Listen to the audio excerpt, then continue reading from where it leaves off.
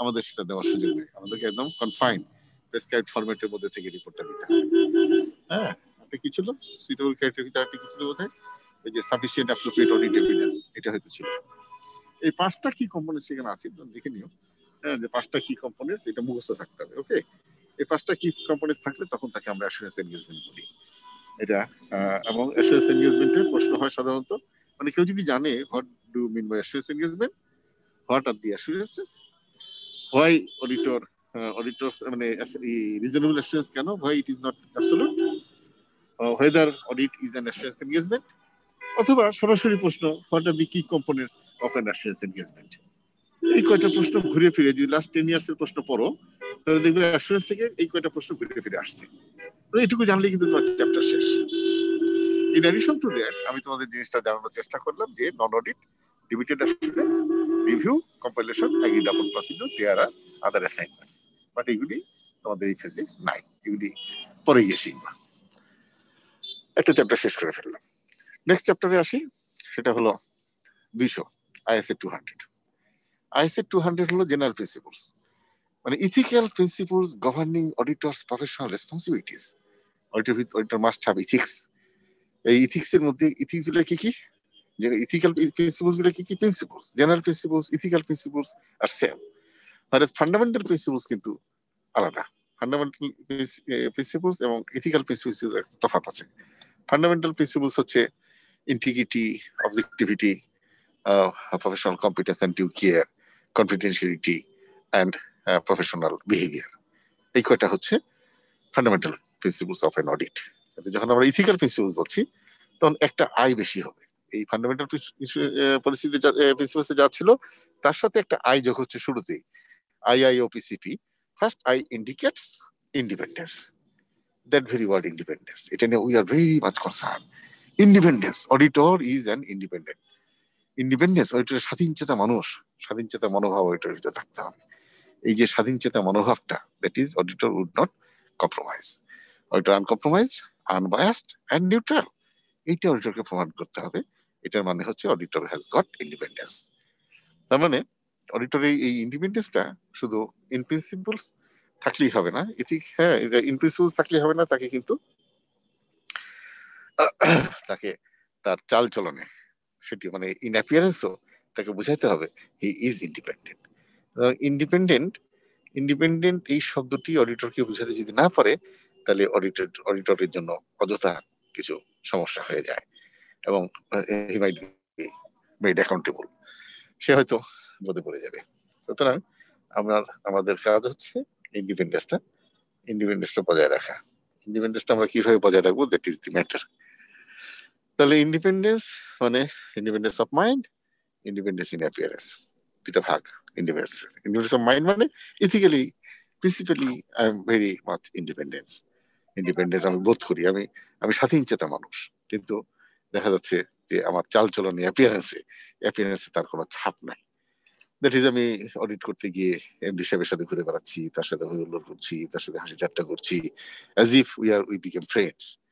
এটা it might be misunderstood among the other stakeholders or user of the financial statements, তাদের মনে এই প্রতীতি জন্মাতে পারে যে অডিটর মে বি কম্প্রোমাইজিং। এই অডিটরের কাছ থেকে আমাদের স্বার্থ এটি প্রোটেকশন হবে না, ইট মাইট বি মিসআন্ডারস্টুড। যদিও অডিটর হয়তোবা শেষ পর্যন্ত তিনি কোনোভাবে কম্প্রোমাইজ করেন না, তিনি ইথিক্যালি খুব স্ট্রং, বাট তার অ্যাপিয়ারেন্সে এইখানেই কিন্তু অনেক প্রশ্ন আছে। ইন্ডিপেন্ডেন্স থ্রেট আছে কিছু। এই ইন্ডিপেন্ডেন্স থ্রেট আমি যে দুটা বললাম অলরেডি, ইন্ডিপেন্ডেন্স থ্রেট এসে গেছে। আপনি নিজের সাথে হাসি ঠাট্টা হয়ে তামাশা করে বেড়াচ্ছেন, ফ্রেন্ডলি বিহেভ করছেন, এবং এতে করে জনগণের মনে মিসআন্ডারস্টুড হতে পারে জনগণ যে সম্পর্ক হয়ে গেছে তাদের মধ্যে। তার মানে তোমার চাল চলনে এখানে আমাদের একটা স্ট্র্যাটেজি থাকবে। সেটা হলো যে ইয়েস, এমডি সাহেবের সাথে আমার খাতির থাকবে। এমডি সাহেবের পাবলিক যত প্রোগ্রাম আছে সব প্রোগ্রামে I will participate. Even MD সাহেবের ছেলের বিয়ে কমেডি সেন্টারে, yes I will join along with other elites. I being the elites, along with other elites of the society, I may join. No harm. যদি if the program is public, community সেন্টারে হচ্ছে, কিন্তু private একটা programme MD সাহেবের, সেই প্রোগ্রামে আমি join করেছি অডিটর, ব্যাস এটা কিন্তু ইন্ডিপেন্ডেন্স থ্রেট হয়ে গেল। তো ইন্ডিপেন্ডেন্স থ্রেট গুলো কি কি, এটিও একটা প্রশ্ন। What are the independence threats? এই থ্রেটস টু ইন্ডিপেন্ডেন্স সেগুলো কি? সেগুলো S SAFI. S self interest threat, S self review threat, A advocacy threat, F familiarity threat, I intimidation threat. এই যে পাঁচটা বললাম, এই পাঁচটার বাইরে আরেকটা থ্রেট আছে বইয়ের মধ্যে, ম্যানেজমেন্ট থ্রেট। এই ম্যানেজমেন্ট থ্রেটটা আইফ্যাকে নাই, এই ম্যানেজমেন্ট থ্রেটটা আইএস এর মধ্যে নাই। এই ম্যানেজমেন্ট থ্রেটটা তোমাদের বইতে আছে, কারণ এই বইটা আইসিডব্লিউ তৈরি করা। আইসিডব্লিউ তারা ম্যানেজমেন্ট থ্রেট নামে আরেকটা থ্রেট তারা ওখানে ইনকর্পোরেট করেছে, যেটি আইফ্যাকের বইতে নাই। হাওয়ার যেহেতু তোমার পরীক্ষা দিতে হবে আইসিডব্লিউ বই দেখে, তোমরা থ্রেটস এর ভিতরে ম্যানেজমেন্ট থ্রেটও লিখে দিতে পারো, যেহেতু বইতে ম্যানেজমেন্ট থ্রেটও আছে। তাহলে এখন এই যে সাফি এবং ম্যানেজমেন্ট, এই যে 6টা থ্রেড, এই 6টা থ্রেড সম্পর্কে বিশেষ সবিশেষ ধারণা থাকতে হবে, কারণ এখান থেকে ভালো প্রশ্ন আসে। 15-20 মার্কের প্রশ্ন এখান থেকে এসে যায় এই ইন্ডিপেন্ডেন্স থেকে।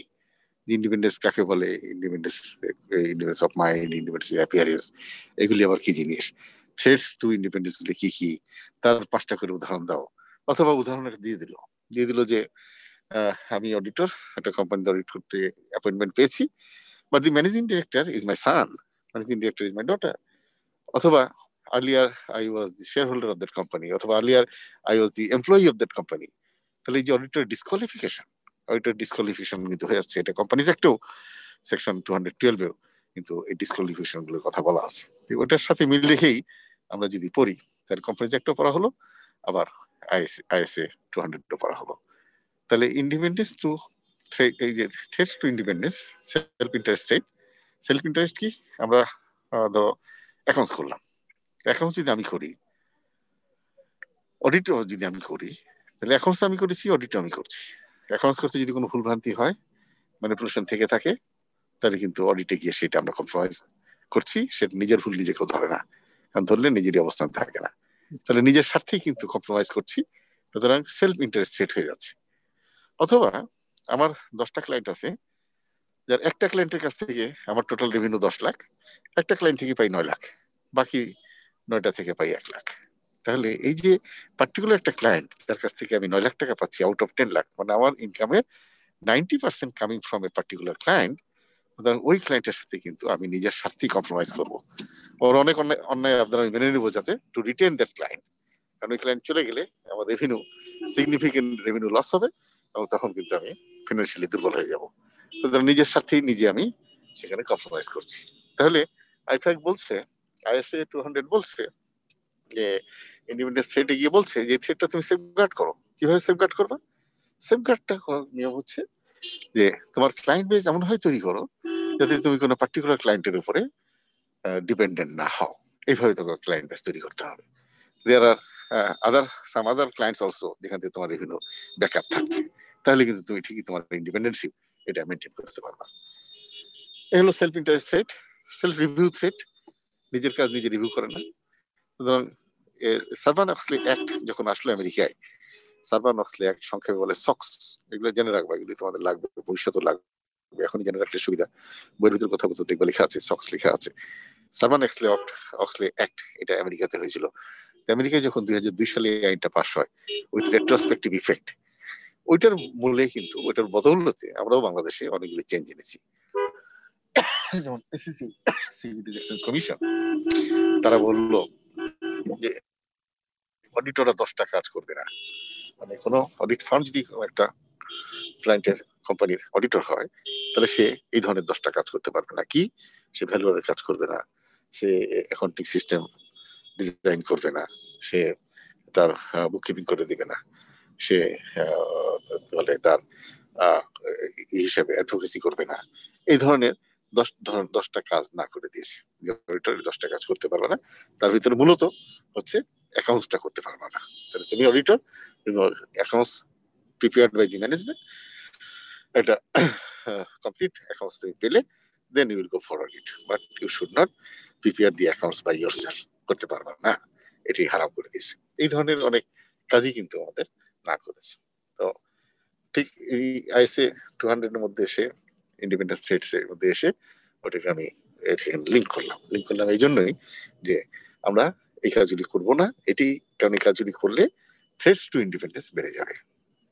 Self review threat, familiarity threat অনেকদিন করছি, অডিট অনেকদিন করছি, সম্পর্ক হয়ে গেছে। কোম্পানিকে বাঁচাতে হবে, প্রফিট দেখাতে হবে, নতুবা ব্যাংকে লোন পাবে না। আচ্ছা ঠিক আছে, ডেপ্রিসিয়েশন কমায় দাও, ডেপ্রিসিয়েশন কমায় প্রফিট বাড়ায় দাও, এই যে কম্প্রোমাইজ করলাম, নিজেও বুদ্ধি দিয়ে দিলাম, এইগুলি হয়ে যায় ফ্যামিলিটি থ্রেটের কারণে। সেই কারণে সক্স আইনে বলছে auditor should change at a regular interval, মানে প্রতিটা সময় পর পর অডিটর চেঞ্জ করো, এন্ড দ্যাট ইজ 3 ইয়ার্স। এই 3 বছর, বাংলাদেশে 3 বছর পর পর অডিটর চেঞ্জ হচ্ছে। এইখান থেকে, এই সক্স থেকে কিন্তু এটা আসলো, 3 বছর পর পর অডিটর চেঞ্জ। এটি যেহেতু স্ট্যান্ডার্ড, অ্যাকাউন্টিং স্ট্যান্ডার্ড, এটা ইমপ্লিমেন্ট করার দায়িত্ব, এনফোর্স করার দায়িত্ব কার? সরকারের। কে সরকারের? কে? সরকার regulator, which is the registrar of joint stock companies and firms under the ministry of commerce. But registrar of joint stock companies and firms, তারা কোম্পানিজ অ্যাক্টের ধারক বাহক, কিন্তু কোম্পানিজ অ্যাক্ট 1996, 1994, কোম্পানিজ অ্যাক্ট 1994, সেই 1994 কিন্তু স্ট্যান্ডার্ড আসে নাই। স্ট্যান্ডার্ড ছিল, কিন্তু স্ট্যান্ডার্ডের চল ছিল না, আমরা স্ট্যান্ডার্ড প্র্যাকটিস করতাম না। 2002, 3, 4 এইসব সময় কিন্তু মূলত আমরা স্ট্যান্ডার্ড প্র্যাকটিস করেছি ইন বাংলাদেশ। তারাই কিন্তু আমরা স্ট্যান্ডার্ড ছিল, অ্যাডাপশন হতো, সার্কুলার হতো, but nobody takes any note on that. তো 94 সালে কিন্তু কোম্পানিজ অ্যাক্ট যখন হয়, তখন সেখানে স্ট্যান্ডার্ডের কথা বলা হয় না। এমনকি আমরা ফিনান্সিয়াল স্টেটমেন্ট যে এখন ভার্টিক্যাল ফর্মে করি, এই যে ফরম্যাটটা যেটা IS1 এর ভিত্তিতে দেওয়া হয়েছে, সেটিও কিন্তু কোম্পানিজ অ্যাক্টে নাই। কোম্পানিজ অ্যাক্ট এখনো ওই মানে কি বলে, হরাইজন্টাল প্রেজেন্টেশন, বামে অ্যাসেট ডানে লাইবিলিটিস, অথবা বামে লাইবিলিটিস ডানে অ্যাসেট, বামে এক্সপেন্ডিচার ডানে ইনকাম, ওই যে সেই হরাইজন্টাল ফর্ম, সেই ফর্ম কিন্তু এখনো রয়ে গেছে। যদিও কোম্পানিজ অ্যাক্টে বলেছে this format or near thereto, মানে এই ফরম্যাট অথবা এই ফরম্যাটের কাছাকাছি কোনো ফরম্যাটে তুমি অ্যাকাউন্ট করতে পারো। তার মানে আগে ছিল, অপশন ছিল, অ্যাকাউন্টিং ফরম্যাটে কিন্তু মেনটেন করা যেত, করতো না অনেকেই। এবং অনেকেই অডিট রিপোর্টে যে নোটস যদি অ্যাকাউন্টস থাকতো, এই নোটসের ভিতরেও অডিটর তার অপিনিয়ন দিয়ে দিত। এই জিনিসগুলি সব পরিশীলিত হয়ে এসেছে 2004 পরে এসে, যখন IFRS এগুলি কমপ্লিটলি ইমপ্লিমেন্টেশনে আসলো by the securities exchange commission. Securities exchange commission এনফোর্সমেন্টে আসলো। যদিও আইসিএবি, আমাদের যে আইসিবি যে বাইলস বা আইসিবি যে অর্ডিন্যান্সটা, মানে PO2 সি অর্ডার 1972, PO2 যেটা প্রেসিডেন্সিয়াল অর্ডার 1972, ওই অনুযায়ী কিন্তু অ্যাকাউন্টিং সেক্টরের আমরা উই হ্যাভ গট ম্যান্ডেট, আমরাই কিন্তু অ্যাকাউন্টিং সেক্টরের ধারক বাহক রেগুলেটর। কিন্তু এনফোর্সমেন্ট করার ক্ষমতা আইসিএবি নাই, কারণ ICB is a quasi department. ক্ষমতা যেহেতু নাই, তাহলে হু এলস? দেখা গেল সিকিউরিটিজ এক্সচেঞ্জ কমিশন, যেহেতু RGSC কোম্পানি যার সংশোধন করে নাই, securities exchange commission they step in. তারা বললো at least for the listed companies, because Securities Exchange Commission is the regulator for the listed companies, for the capital market, to regulate the capital market. The Securities Exchange Commission তখন তারা বললো যে at least for the listed companies এই স্ট্যান্ডার্ডগুলি maintain করতে হবে। এই কিন্তু শুরু হলো স্ট্যান্ডার্ডের ইমপ্লিমেন্টেশন পাবলিকলি। এবং আমরাও অডিটররা তখন দায়িত্ব নিলাম যে ঠিক আছে, আমরাও এটি এই IS অনুযায়ী, IFRS অনুযায়ী তৈরি করতে বাধ্য করবো, ম্যানেজমেন্টকে আমরা হেল্প করবো যাতে তারা IFRS করে। ইনিশিয়ালি তারা পারতো না, আমরা করে দিতাম, এখন তারা শিখে গেছে, এখন তারা পারছে। এবং আমাদেরও অনেক accountants, professional accountants, partly qualified accountants, course completed accountants, এরা সবাই কিন্তু কোনো না কোনো কোম্পানিতে কাজ করছে।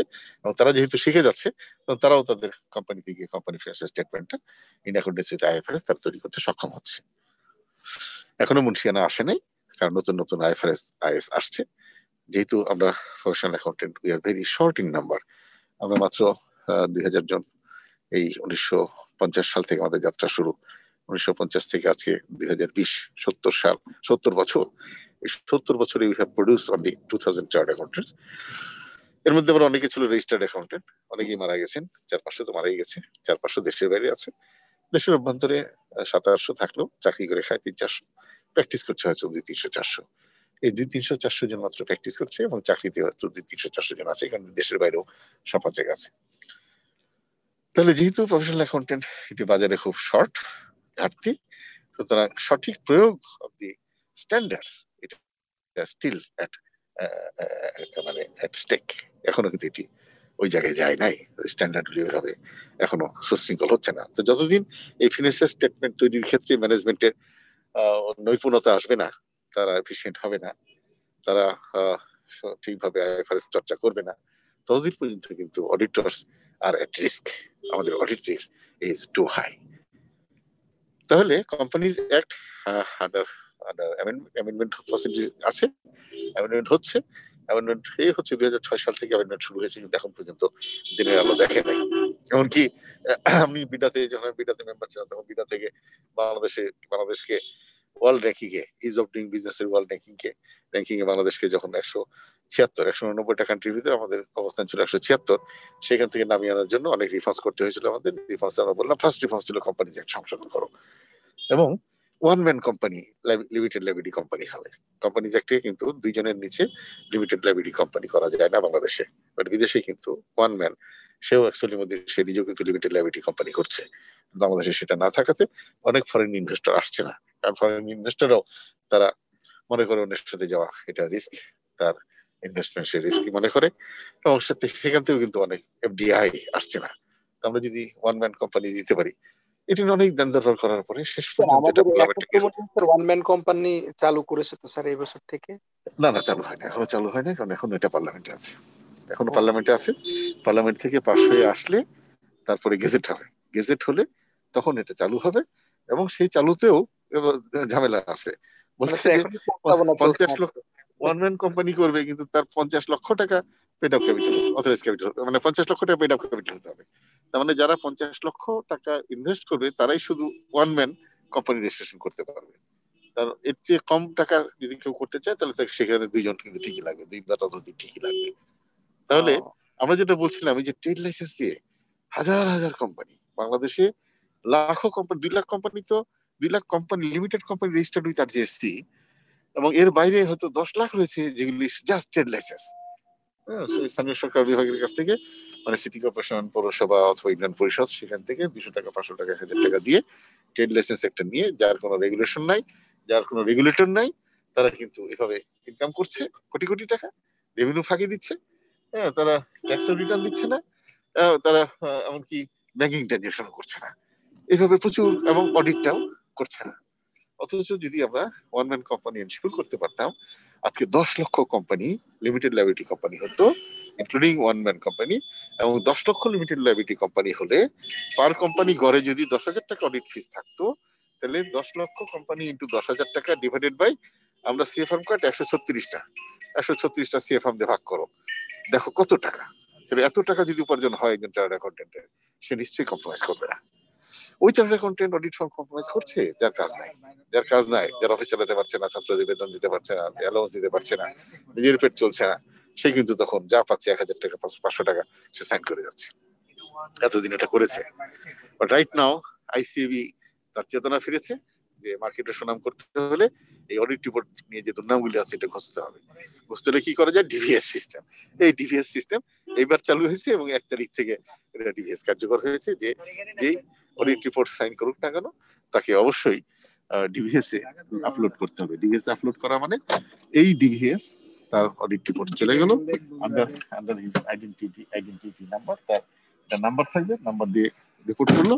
এখন কোন ইউজার, ওই রিপোর্টের কোন ইউজার ব্যাংকে সাবমিট হয়েছে, ব্যাংক যদি মনে করে, অথবা এনবিআর যদি মনে করে যে তার এই অডিট রিপোর্টটা যে তার কাছে সাবমিট হয়েছে সেটা সঠিক কিনা, এটা সম্পর্কে সে জানতে চায়, তবে সে কিন্তু ওই ডিভিএস এ অ্যাক্সেস নিয়ে ডিভিএস এ ঢুকে সে তার অথেন্টিসিটি, যে হ্যাঁ এই অডিট রিপোর্টটা সঠিক কিনা, এটা কিন্তু সে জানতে পারবে। তাহলে ভুয়া অডিট রিপোর্ট, এবং অনেক আইটিপি, এবং অনেক, শুধু আইটিপি কেন বলছে, অনেকেই সে হয়তো কোনো প্রফেশনালই না, তারপরে দেখা যাচ্ছে অফিসে কেউ থাকলে কল দিয়ে দেন যে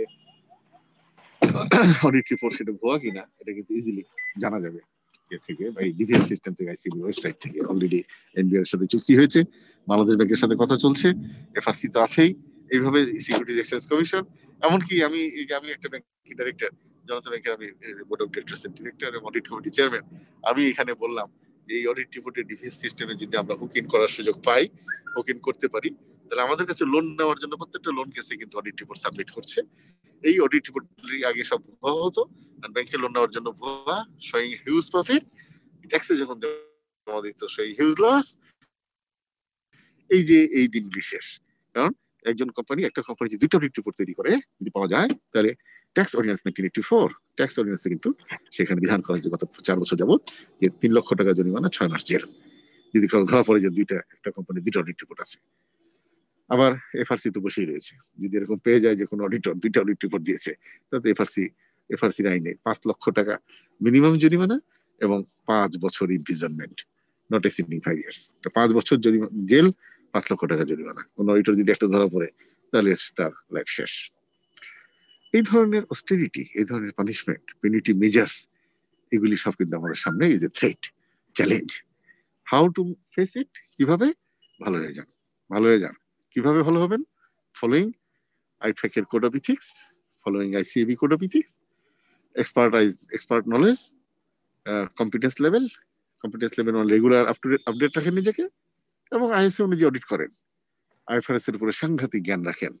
IFRS এর উপরে you must be master minded. If you are not master on IFRS, তখন your client may go for exploitation. তোমাকে কিন্তু এক্সপ্লয়েট করবে, তোমাকে 7 5 16 বুঝাবে। হ্যাঁ, ওই যে একটা কথাই আছে, 7 আর 5 যোগ করে কত হয় রে? কয় 16। কয় একটু বেশি বলে ফেললি না? কয় আচ্ছা স্যার 2 বাদ দেন, 14। 7 আর 5 যোগ করে 14, মানে স্টিল 2 কিন্তু সেখানে গ্যাপ রয়ে গেল। এরকম বুঝাই দিবে অ্যাকাউন্টেন্টরা, কোম্পানি ম্যানেজমেন্টরা, যদি বোঝে যে অডিটর IFRS বোঝে না। IFRS না বুঝে মাঠে নামা, এটা ঠিক হবে।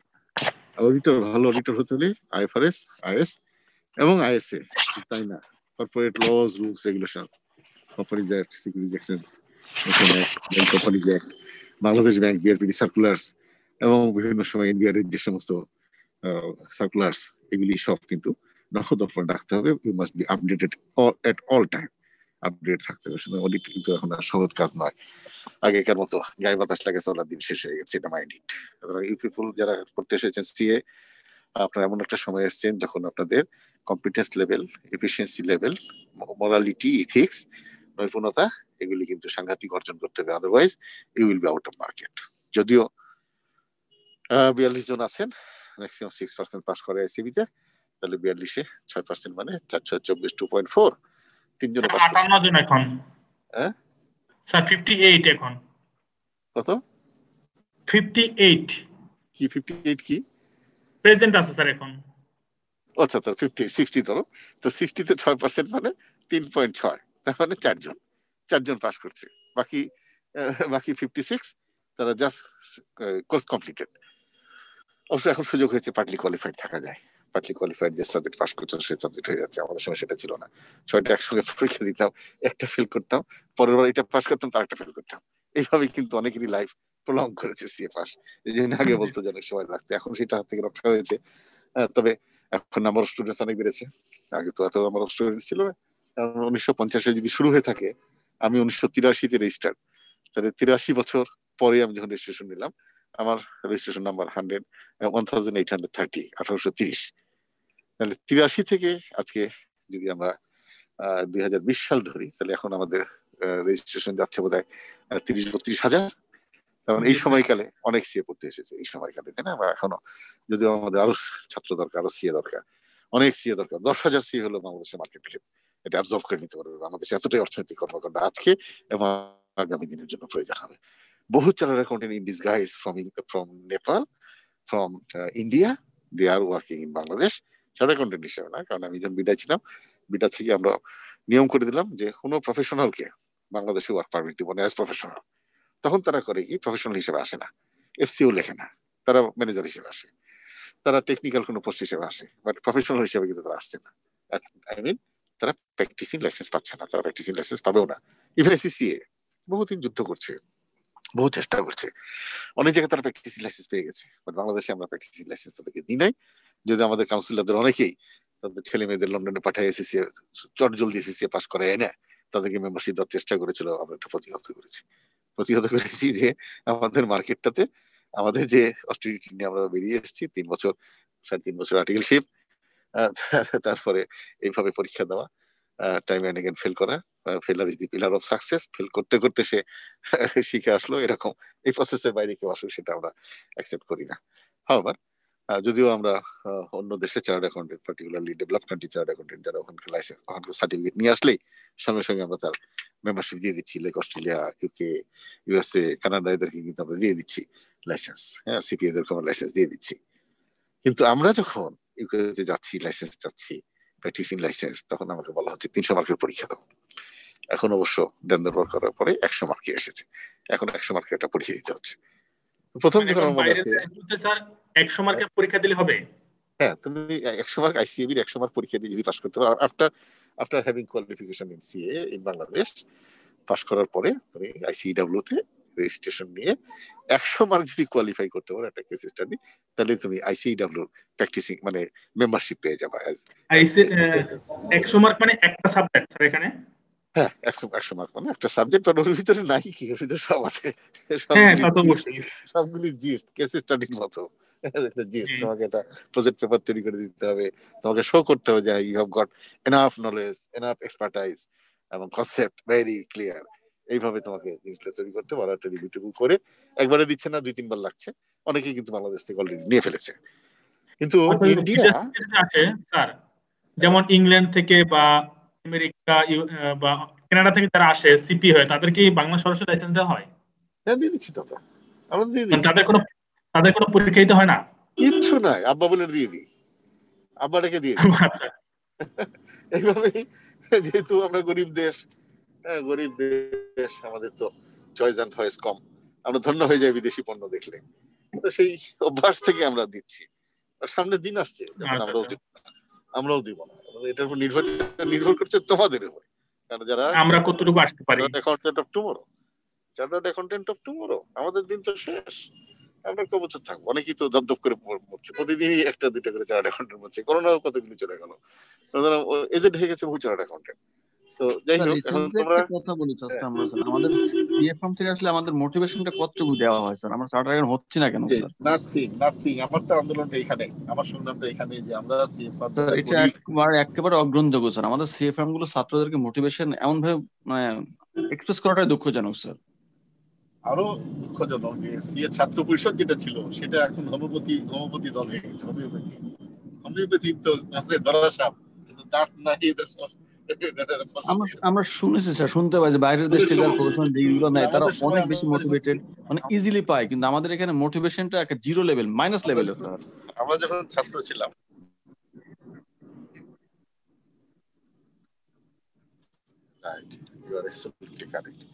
This should be taken care of. আমি তো অনেক সময় চিৎকার করে বলি যে ছাত্রদের কাছে 30,000 টাকা নিয়ে রেজিস্ট্রেশন দিচ্ছেন, how much money you are spending for them, তাদের জন্য কয় পয়সা খরচ করছেন। তো it is shame that we are taking money from their fund. হ্যাঁ, যেখানে আমরা মেম্বারদের কাছে, আমাদের কাছ থেকে প্র্যাকটিসিং মেম্বার, ইভেন মেম্বারশিপে যারা চাকরি করছে, প্রফেশনাল অ্যাকাউন্টেন্ট, সার্ভিস প্রফেশন, এই হোক তাদের কাছে নেন, বেশি করে নেন তাদের কাছে। ভাই ছাত্রদের কেন? দেয়ার আর সাম ইস্যুস যেগুলি বলতে গেলে আবার আইসি হবে, not care because I belong to the government. ওই আনন্দে আমি সিএ পড়া ছেড়ে দিয়েছি। অবশ্য ফিল্ডে চাকরি করছি, বরিশাল ম্যাজিস্ট্রেট ছিলাম, সিলেট ম্যাজিস্ট্রেট ছিলাম, ইয়েতে ইউনো ছিলাম, ওখানে ডিসি ছিলাম। ফিল্ডে চাকরি টাকরি করে যখন বিএনপি আমলে গ্যাঞ্জাম হলো, তখন বুঝলাম যে না, এই প্রফেশন মানে ক্যাডারদেরও বিকল্প কিছু থাকা দরকার, নতুবা এখানেও নিগৃহীত হতে হবে।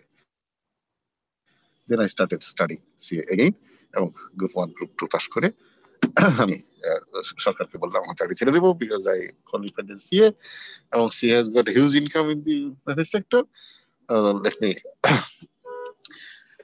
তো স্যার বললেন, জনপ্রশাসন সচিব বললেন যে একজন চার্টার্ড অ্যাকাউন্টেন্ট মাত্র সরকারে, তো সেটাকে আমরা পুষতে পারবো না। কথা হলো, তো তুমি কি চাও, দাবি দাও। দাবি হলো আমাকে প্র্যাকটিস করার অনুমতি দেন, যে আমি সব অফিসারের আগে পরে আমি প্রাইভেট প্র্যাকটিস করবো, এই অডিট, ট্যাক্স, কর্পোরেট ম্যাটার্স এগুলো আমি করবো। আমাকে পারমিশন দেবে। এটা তো বিরল পারমিশন যে সরকারি চাকরি করে প্র্যাকটিস করতে পারে। ডাক্তাররা তো পারমিশন ছাড়াই করে, আমি পারমিশনটা নিয়েই করেছি। হ্যাঁ, সেই জন্য হয়তো আইসিবি কে আমার অতটা ভয় নাই। কিন্তু অনেকেই আমাদের chartered accountants, most of the chartered accountants are very shaky, যে কিছু বলতে গেলে, কারণ তাদের যেহেতু প্রবলেম আছে, কিছু বলতে গেলেই, প্রতিবাদ করতে গেলেই তার প্রফেশনাল ভুল ভ্রান্তি হলে পরে তখন হি উইল বি প্যানালাইজড, সে খানার মধ্যে পড়ে যাবে। এই জন্য অনেকে বলে না অনেক সমস্যা আছে, অনেক সমস্যা আছে। আমি যখন একটা প্রফেশনাল ক্লাব করলাম 100 চার্টার্ড অ্যাকাউন্টেন্ট নিয়ে, তখন সবাই ভয় পেল। প্রফেশনাল ক্লাব করছি, আইসিবির বাইরে গিয়ে একটা ক্লাব করা, ভয় পাচ্ছিল। তো ভয় পাচ্ছিল। আপনারা আছেন? আছে তো? জি স্যার। আছেন তো আপনারা? আচ্ছা, ভয় পাচ্ছিল। ভয় পাচ্ছিল। আমি লিড দিয়ে বললাম আমার কোনো ভয় নাই। আমি লিড দিয়ে এই প্রফেশনাল ক্লাব রেজিস্ট্রেশন করেছি 2010 সালে, এবং সেই 2010 থেকে 2020 আমি কিন্তু একটানা প্রেসিডেন্ট। এই 350 মেম্বার আমার চার্টার্ড অ্যাকাউন্টেন্ট। ওইটা করতে গিয়ে আমি দেখেছি যে আমাদের চার্টার্ড অ্যাকাউন্টেন্টটা তাদের নামটা কি বলেন? Professional club limited, professional club limited, limited club করেছি আমরা, প্রফেশনাল ক্লাব। ওই like Uttara club, like Dhaka ক্লাবের কোটা ক্লাব করেছি। 10 বছর যাবত কন্টিনিউ অ্যাজ প্রেসিডেন্ট। মানে অন্য কেউ সাহসও পায় না যে এটা প্রেসিডেন্টশিপ নিয়ে আইসিবির সামনে দাঁড়ালে সে যদি আবার প্যারালাইজ হয় সামহাও, এর ভয়টা পায় আর কি তাদের, অনেকেরই ভয় আছে। আবার এই জায়গাগুলিতে, দুর্বল জায়গাগুলি হাত না দিই, বরং আমরা আমাদের লেখাপড়ায় আসি। এখন পরের কথা আগে শুনে ফেললে তোমরা আবার হতাশ হবা অনেকেই। তো হতাশ হও না, হতাশ হওয়া যাবে না। অনেক জীবনী শক্তি লাগবে সিএ পাস করার জন্য, শুধু পড়ে হবে না, মা বাবার আশীর্বাদ থাকতে হবে, আল্লাহর বিশেষ রহমত থাকতে হবে, হ্যাঁ, কপালে থাকতে হবে ইত্যাদি, তবে কিন্তু সিএ পাস হবে। যেহেতু অনলি 6%, 106 জন, তাদের এখানে অনেক কিছু ব্যাপার আছে। ইউ মাস্ট বি সাবমিসিভ, কোনো দিকে না তাকিয়ে নিজের স্ট্যান্ডার্ডটা, নিজের কোয়ালিটিটা, নিজের কনসেপ্টটা ডেভেলপ করা। দ্যাট ইজ হোয়াই আমি তোমাদের ক্লাসে মাঝে মাঝে উদয় হই, যে দেখি তোদেরকে কিছু সাহস দিই। সাহসটা কিরকম দেখো, তোমাকে যদি বলা হয় যে আইএফআরএস এবং আইএএস ডিফারেন্সটা কি, মেবি নান অফ ইউ শোনো নাই যে আইএস এবং আইএফআরএস এর উত্তরণটা কিভাবে, এটা উত্তরণটা হলো। আমি কিন্তু প্রায়শই ব্যাকে যাচ্ছি, প্রায়শই আমি ইতিহাস নিয়ে কথা বলছি। কেন? লিগাসি নিয়ে কথা বলছি। কেন? যে ইতিহাস জানতে হবে, কিভাবে আমরা পথ পরিক্রমা করে আজকে এই জায়গায় এসে পৌঁছেছি। এই আইএফআরএস আইএস দুটোর ভিতরে দ্বন্দ্বটা কি? এটা হলো, বলে রাখি কারণ এটা তোমাদের জানা দরকার। বিভিন্ন জায়গায় প্রশ্ন উঠবে, অনেক জায়গায় ভাইবা উঠে, বিশেষ করে এই ধরনের প্রশ্ন করে বসে, তখন উত্তর না দিতে পারলে তোমার নিজের কাছে খারাপ লাগে। যদি বিষয়টা জানা থাকলে ভালো, জানার তো কোনো কম দিন শেষ নাই, জানতে হয়। সেটি হলো যে FSB in USA, US gap দিয়ে তারা অ্যাকাউন্টস করে, ইউকেতে ইউকে গ্যাপ দিয়ে অ্যাকাউন্টস করে, আর আমরা রেস্ট অফ দি ওয়ার্ল্ড করি IAS, international accounting standard, which is developed by IASC and originate from কোথাকার? ইউকে অরিজিনেটেড, ইউকে অরিজিন, তারাই কিন্তু আইএস ডেভেলপ করেছে, বাট ইউকে এটা ইউজ করতো না। ইউকে ইউজ করতো ইউকে গ্যাপ। মানে আমরা, আমাদের গ্যাপ ছিল, লোকাল গ্যাপ ছিল, আমরা গ্যাপ ছেড়ে দিয়ে ইন্টারন্যাশনাল অ্যাকাউন্টিং স্ট্যান্ডার্ড আমরা নিয়ে ফেললাম। কারণ বলা হয়েছিল আইএসসি যারা মেম্বার হবে তারা সবাই আইএস মানতে বাধ্য। এখন আমরা ইউকে গ্যাপ ছেড়ে দিয়েছি। 1995 সালে যখন ডব্লিউটিও গ্লোবালাইজেশন চুক্তি স্বাক্ষর হলো, ওয়ার্ল্ড ট্রেড অর্গানাইজেশন চুক্তি স্বাক্ষর হলো, ডব্লিউটিও এবং IOSCO, international organization of securities exchange commission, বিশ্বের দেশে দেশে যে সমস্ত সিকিউরিটিজ এক্সচেঞ্জ কমিশন আছে তাদের international organisation Canada based, WTO Geneva based, এরা টুগেদার তারা মাঠে নামলো। তারা দেখলো যে গ্লোবালাইজেশন, বাণিজ্য বিশ্বায়ন, মানে goods and services wherever produces it shall have unrestricted access over the world. ভিসামুক্ত বিশ্ব, হ্যাঁ, গুডস এবং সার্ভিস ভিসামুক্ত, তাদের কোনো ভিসা লাগবে না, যে কোনো দেশে তারা ঢুকতে পারবে। এই আইন গ্লোবালাইজেশন এটা তখনই সম্ভব হবে যখন হারমোনাইজেশন অফ অ্যাকাউন্টিং স্ট্যান্ডার্ড, সব দেশের অ্যাকাউন্টিং একই ফর্মেটে, একই ফর্মুলায় ফিনান্সিয়াল স্টেটমেন্ট যদি তৈরি হয়, তবেই এই গ্লোবালাইজেশন সম্ভব হবে, তাছাড়া এটা সম্ভব হবে না। তখন তারা মাঠে নেমে দেখলো যে 3 ধরনের মতবাদ চলছে, is in the rest of the world, UK তে ইউকে গ্যাপ, এন্ড ইউএসএ তে ইউএস গ্যাপ। তখন তারা ওদের সাথে কথা বললো, ইউএস গ্যাপ ইউকে এর সাথে কথা বললো যে তোমরা আইএস ডেভেলপ করেছো, বাট তোমরা আইএস কিন্তু প্র্যাকটিস করছো না, why, what is the problem? তখন ওরা বললো ওকে, আমরা ইউকে গ্যাপ আমরা প্র্যাকটিস করছি, but IAS is more organised এবং এটা অ্যাকসেপ্টেবিলিটি মোর, কিন্তু আমরা আইএস শিফট করতে পারি, আমরা এটা শিফট করতেই পারি, but we need 10 years time. 95 সাল 2005 সাল আমরা আইএস সব নিয়ে ফেলবো, অ্যাডাপ্ট করে ফেলবো। ওরা কথা দিল, এরও রাজি, ঠিক আছে। যেমন ডাব্লিউটিও সব ক্ষেত্রে 10 বছরের প্ল্যানিং করেছিল যে 10 বছর লাগবে তাদের ডাব্লিউটিও কে বিশ্বের বুকে স্থাপন করতে, সেই স্টার্টিং ফ্রম 1995। যখন ইউএস এর কাছে গেল, US gap, FSB, federal accounting standard board, ওদের এখন এফএসবি বললো যে দেখো আমাদের ইউএস গ্যাপ এটা স্ট্রিনজেন্ট, মানে আমরা এটা আমাদের পার্লামেন্ট থেকে পাস হয়, পার্লামেন্ট থেকে পাস করে এনে আমরা এটা চালাচ্ছি। তো পার্লামেন্টে পার্লামেন্টে যেটা পাস করছে দ্যাট ইজ ল। তো এই লটা মোর স্ট্রিনজেন্ট দেন দি প্রিন্সিপলস ওরিয়েন্টেড, কারণ আইএএস কিন্তু প্রিন্সিপল ওরিয়েন্টেড, এটা হলো প্রিন্সিপল বেসড, আর এটা হচ্ছে rule based. Rule based is more stringent, rule based is more stringent. এই বলে তারা একমত হলো না। ওরা বললো, ইউএসএলরা বললো, rather you ask UK to adopt US GAAP in all material justice in all the countries. UK ওরা বললো যে no, US GAAP we don't agree. ব্যাস টেলেমা শুরু হয়ে গেল।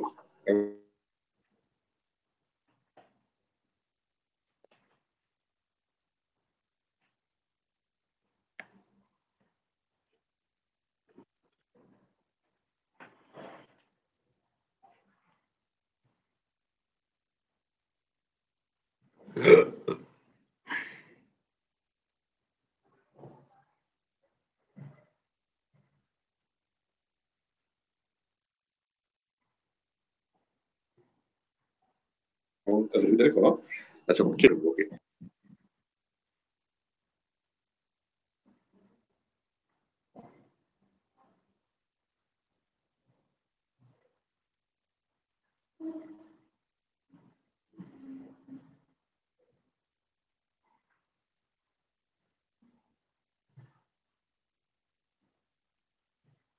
আপনারা আছেন? জি স্যার। আছেন তো? জি স্যার। ওকে, তাহলে যেখানে আমি শেষ করেছিলাম। ওকে ওকে, থ্যাংক ইউ। ওকে, এই সময়টুকু হয়তো একটু ইন্টারাপশন হবে। ওকে,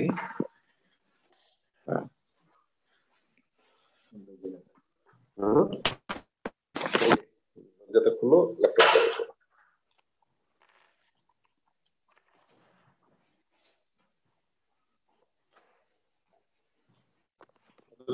করিস এই শিফটিং এ।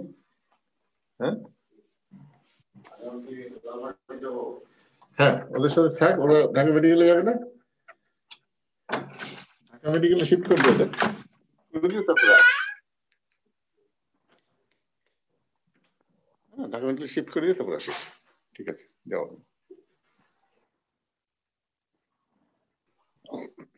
চাবি কই ওখানে ভিতরে।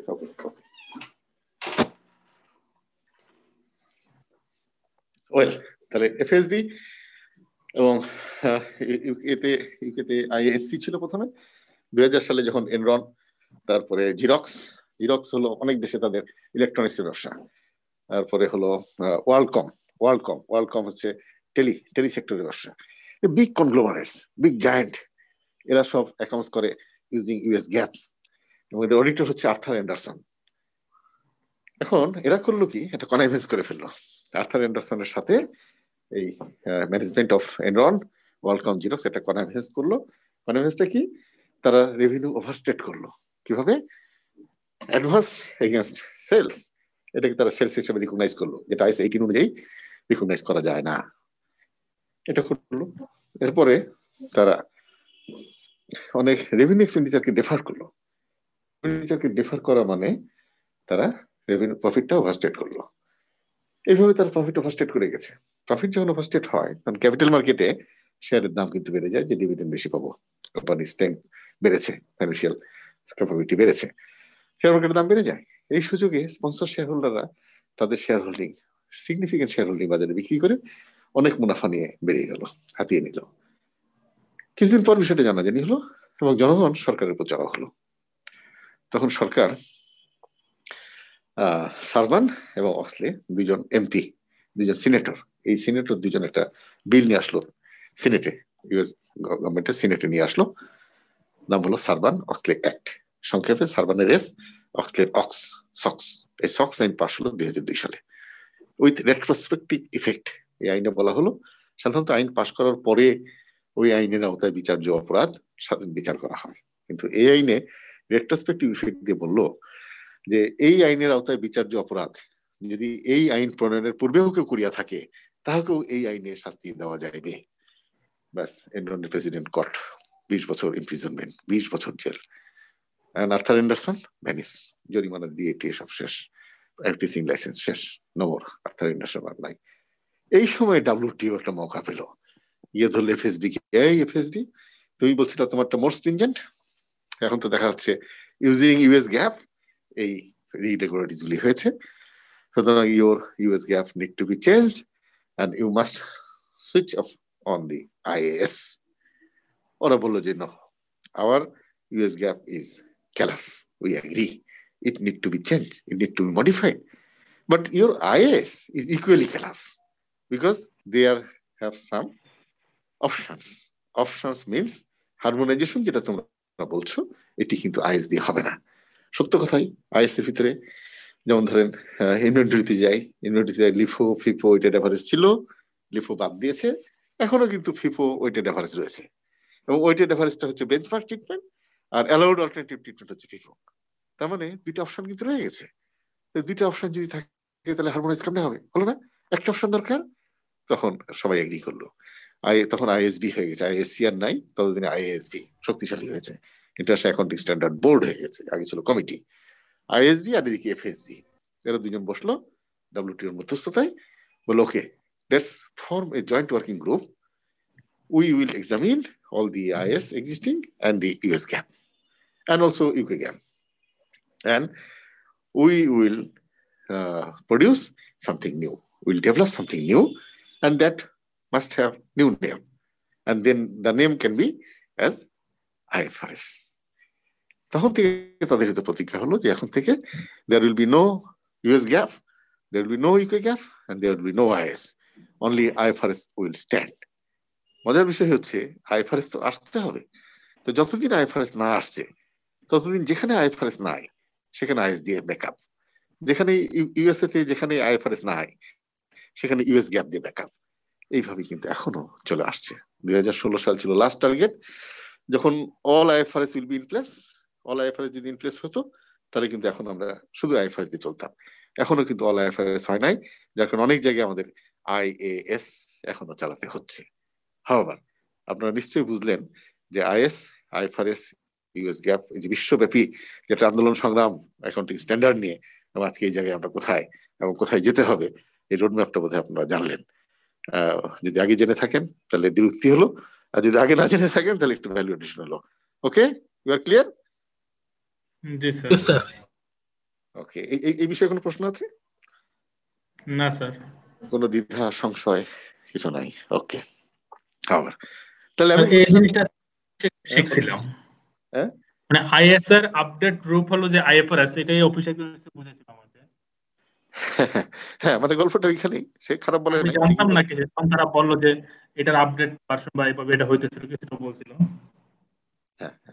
হ্যাঁ, উনি SSC কোয়ালিফাইড যদিও। আচ্ছা আচ্ছা আচ্ছা, হ্যাঁ, না ওরাও নলেজ রাখে, কারণ ইংল্যান্ডের মার্কেট থেকে পাস করেছে, তো ইংল্যান্ড থেকে পাস করেছে, ওদেরকে নলেজ রাখতে হয়েছে। এবং দুঃখজনক হলো সত্য যে সিএরা ACC এর বইটই নকল করে, প্রশ্ন নকল করে, ওদের প্রশ্ন থেকে হুবহু প্রশ্ন আমাদের পরীক্ষা বসে দেয়, কিন্তু আমরা কিন্তু নকল বাজে বটে। তো সেদিক থেকে ACC এরা খুব খারাপ কম্পিটেন্স নিয়ে আসে নাই, they have got also some sorts of competence level. ওকে, যাই হোক, এখন আমাদের জায়গায় ফিরে আসি। তাহলে আমি আমার অডিটে ফিরে আসি। আমি ছিলাম 200-তে, যেখানে জেনারেল প্রিন্সিপলস, এথিক্যাল প্রিন্সিপলস বলছিলাম, এবং বলছিলাম ফান্ডামেন্টাল প্রিন্সিপলস আর এথিক্যাল প্রিন্সিপলস, এই দুটোর ভিতর তফাৎটা হচ্ছে এথিক্যাল প্রিন্সিপলস, জেনারেল প্রিন্সিপলস বলা মানে ইন্ডিপেন্ডেন্স নামে একটা শব্দ বেরোচ্ছে, যোগ হচ্ছে, তার মানে independence, integrity, professional competence and due care, objectivity, confidentiality and professional behaviour, এই পুরোটাই হচ্ছে এথিক্যাল প্রিন্সিপলস, যেখানে ইন্ডিপেন্ডেন্স দিয়ে শুরু হয়েছে। আর ফান্ডামেন্টাল প্রিন্সিপলসে সেখানে ইন্ডিপেন্ডেন্স নাই, সেখানে ইন্টিগ্রিটি দিয়ে শুরু হয়েছে, integrity, objectivity, professional competence and due care, confidentiality and professional behaviour, মানে শুধু ইন্ডিপেন্ডেন্স শব্দটা নাই। হয় কারণটা হচ্ছে যে all chartered accountant are all professional accountant are not practicing chartered accountant, তারা অডিটরটা। তাহলে যারা প্রফেশনাল অ্যাকাউন্টেন্ট ইন সার্ভিস আর প্রফেশনাল অ্যাকাউন্টেন্ট ইন প্র্যাকটিস, এই দুটা গোষ্ঠীর মধ্যে একটা গুণগত তফাৎ হচ্ছে যে professional in practice he may not be able to maintain his independence level because he is to serve the purpose of the company. অনেক জায়গায় টেকনিক্যালি তাকে অনেক ম্যাট্রিক্স দিয়ে চলতে হচ্ছে, that may jeopardize the objective of IFRS in many cases. for which he may not be liable. The management is liable, and he's working as the part of the management, not as the professional accountant. Okay. যদিও stock সাইডে বলে দিয়েছে যে যদি কোনো কোম্পানির financial স্টেটমেন্টে irregularities থাকে তাহলে CFO CEO and the auditor all will be held responsible এবং ধরা পড়লে not exceeding 20 years imprisonment ধরে ফেলেছে কিন্তু সিএফও সিইও সবাইকে ধরেছে অডিটরকে ধরেছে তিনজনকে ধরেছে however professional accountant in practice তাদেরকে হাই লেভেল ইন্ডিপেন্ডেন্সটা মেইনটেইন করতে হবে এবং থ্রেটস টু ইন্ডিপেন্ডেন্স যেগুলো আমি বললাম যে সেলফ ইন্টারেস্ট থ্রেট আপনি মিউট করেন self interest threat self review threat familiarity threat advocacy threat তারপরে হচ্ছে ইন্টিমিডিয়েশন থ্রেট এই যে ইন্টিমিডিয়েশন থ্রেটটা কি ইন্টিমিডিয়েশন থ্রেট হলো ভয়ভীতি আপনি ভয় পেয়ে ম্যানেজমেন্ট ভয় দেখালো আপনি অডিট রিপোর্ট ভয় সাইন করে দিয়ে চলে আসলেন মানে এই থ্রেট যদি থাকে তাহলে বলা হচ্ছে any threat to independence unless it is safeguarded you should not accept the client তার মানে আপনি ক্লায়েন্ট অ্যাকসেপ্টই করবেন না আপনি দুর্বল শ্রেণীর মানুষ কালা জাহাঙ্গীরে ভয় পান কালা জাহাঙ্গীর এটা চর্যবৃত্তির মানুষ সে আইফারেস টাইফারেস বুঝে না সে ম্যানিপুলেশন বুঝে এবং সে ম্যানিপুলেট করে টাকা বানিয়েছে এখন আপনি আইফারেস নন কমপ্লায়েন্স ইত্যাদি বলে কোয়ালিফাইড রিপোর্ট দিবেন আর সে ব্যাংকের লোন পাবে না সে আবার পাবে না সে কিন্তু আপনাকে ছাড়বে না ভয় দেখাবে আপনি তো ভয়ে অডিটর সাইন করে চলে আসবেন ব্যাপারটা এরকম এই থ্রেটটাকে বলা ইন্টিমিডিয়েশন থ্রেট সুতরাং বলা হচ্ছে before accepting the client think twice আপনার অডিট রিস্ক কতটা আপনি কি ইন্ডিপেন্ডেন্স থ্রেট সেফগার্ড করতে পারছেন কিনা if not you should not accept the client তাহলে ক্লায়েন্ট অ্যাকসেপ্ট করার ক্ষেত্রেও কিন্তু আপনার বিবেচনা রয়েছে এই জন্যই কোম্পানিজ অ্যাক্ট সেকশন 210 ওখানে বলা হয়েছে auditor being willing shall be appointed তাহলে অডিটর বিইং উইলিং মানে আমাকে একটা কোম্পানি অডিটর অ্যাপয়েন্টমেন্ট দিল আর আমি অডিট করতে চলে গেলাম তা কিন্তু নয় অডিটর আগে আমার লেটার অফ ইন্টারেস্ট দেখবে আমার ইন্টারেস্টটাকে তাকে দেখতে হবে এলওআই দেখতে হবে যে whether I am willing or not if I am not willing he cannot appoint me সে অ্যাপয়েন্টমেন্ট দেওয়ার আগে সে দেখে নিবে যে auditor being willing shall be appointed by the কে অডিটর অ্যাপয়েন্টমেন্ট করে কে এখানে দেখেন পুরোটা ভালো করে জানবেন আপনারা তো এক কথায় বলবেন অডিটর অ্যাপয়েন্টমেন্ট করে শেয়ার হোল্ডাররা হ্যাঁ ঠিক আছে কথা মিথ্যা নয় তবে there are some deviations first auditor shall be appointed by the board of directors in the first meeting of the board of directors from the within 30 days from the date of registration of the company জন্মের 30 দিনের মধ্যে প্রথম যে board of directors এর মিটিংটা করা হবে সেই মিটিং এ কিন্তু ফার্স্ট অডিটর নিয়োগ হবে এবং সেটা নিয়োগ দিচ্ছে কি বোর্ড অফ ডিরেক্টরস তারপরে বোর্ড অফ ডিরেক্টরসও কিন্তু ম্যানেজমেন্টও কিন্তু অডিটর নিয়োগ দিচ্ছে first auditor but the subsequent auditors shall be appointed by the shareholders in AGM. বোধ পক্ষে যদি ফেল করে then government may appoint auditor.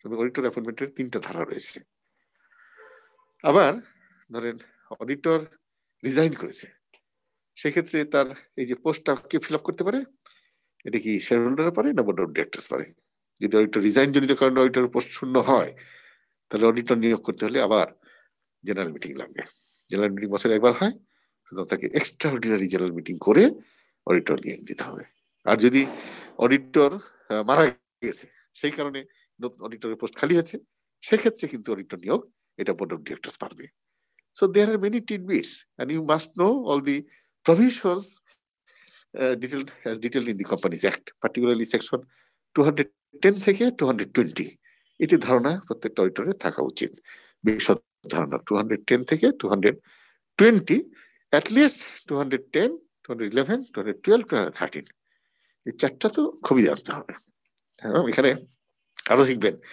দেখবেন যে অডিটরকে নিয়োগ দিলে তাকে বাদ দেওয়া রিমুভ করা কোম্পানিজ অ্যাক্ট অনুযায়ী ভেরি ডিফিকাল্ট ক্যানট ওখানে বলা হয়েছে once appointed auditor shall be reappointed unless যদি মারা না যায় যদি আনউইলিং না হয় যদি মোরালি টার্পিচুড না হয় এবং যদি স্পেশাল রেজুলেশন নিয়ে শেয়ার হোল্ডাররা তাকে বিদায় করতে না চায় এই 4টা গ্রাউন্ড ছাড়া অডিটরকে চেঞ্জ করা is really absurd under the companies act তাহলে সিকিউরিটিজ এক্সচেঞ্জ কমিশন কিভাবে করছে সিকিউরিটিজ এক্সচেঞ্জ কমিশন করছে only for the listed companies এবং সে তার আইনে securities exchange commission ordinance 1969 amendment act 1997 তার আইন সংশোধন করে নিউ সাব ক্লজ 2cc সে একটা সাব ক্লজ লাগাই বললো notwithstanding anything contained in the Companies Act for the time being in force.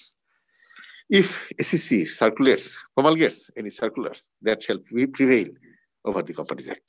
তার মানে ক্যাপিটাল মার্কেট রেগুলেট করার জন্য যদি সিকিউরিটিজ এক্সচেঞ্জ কমিশন কোন সার্কুলার জারি করে সেটি কোম্পানিজ অ্যাক্টের উপরে প্রাধান্য পাইবে।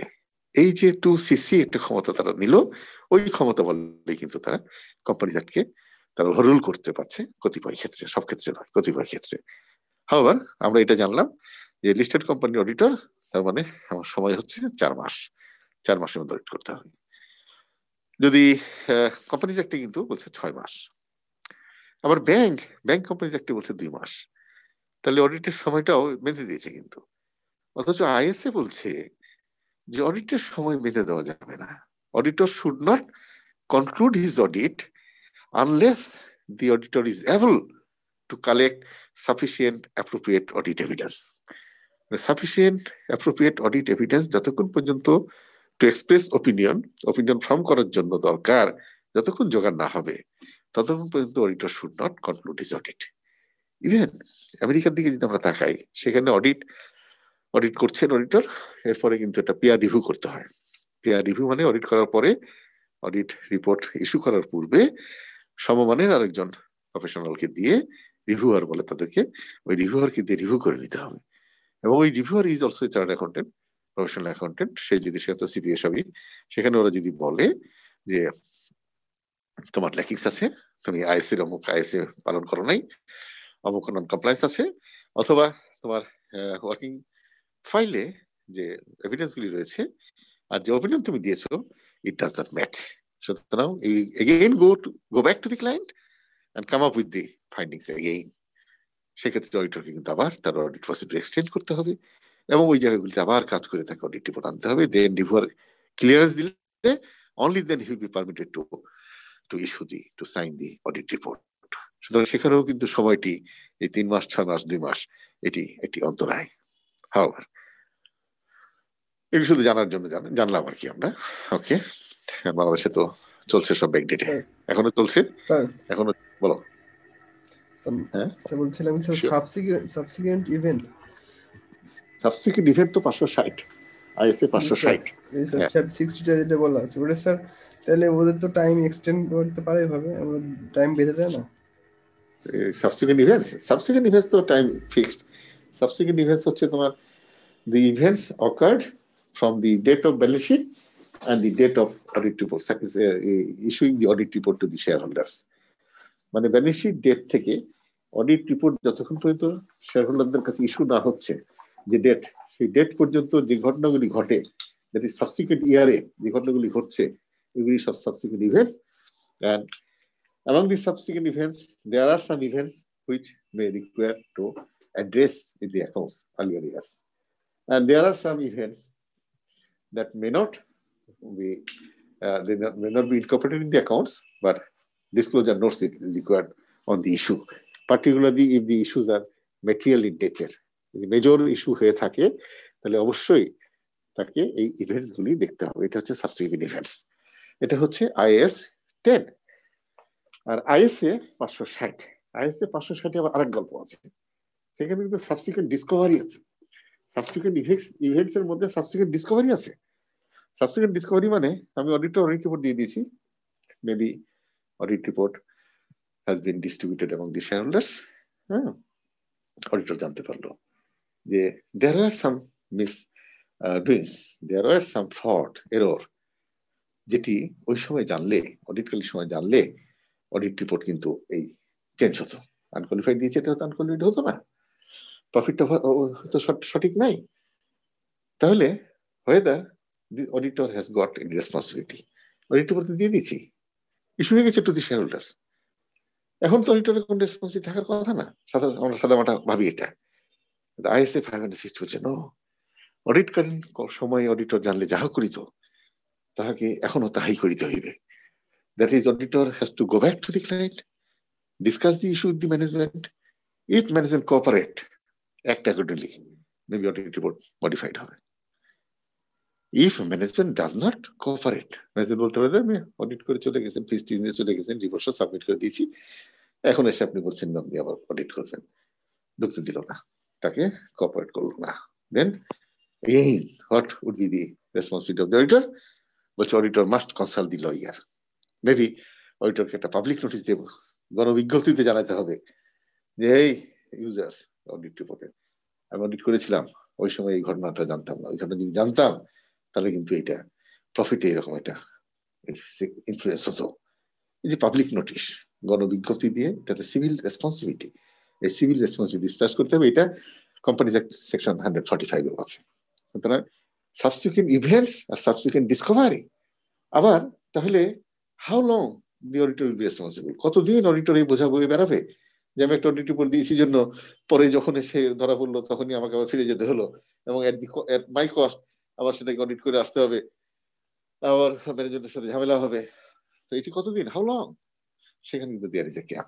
560 বলছে if the next year auditor is not stepped in, মানে if the next year audit is imminent, পরবর্তী বছরের অডিট শুরু হয়ে গেছে, অডিটর স্টেপ ইন করেছে, তাহলে এই ধরনের কোনো ডিসকভারি এটি পরবর্তী অডিটরের ইস্যু, এটি এই আগের অডিটরের ইস্যু নয়। তাহলে দেয়ার ইজ এ ক্যাপ, মানে আমাকে স্বস্তিও দিয়েছে, যেমন রেসপন্সিবিলিটি দিয়েছে আবার স্বস্তিও দিয়েছে, একটা জায়গায় আমাকে মাফ করে দিয়েছে। কিন্তু এইভাবে টিডবিটস আমাদেরকে খতিয়ে খতিয়ে আইএস এর মধ্যে জানতে হবে। ক্লিয়ার হলো?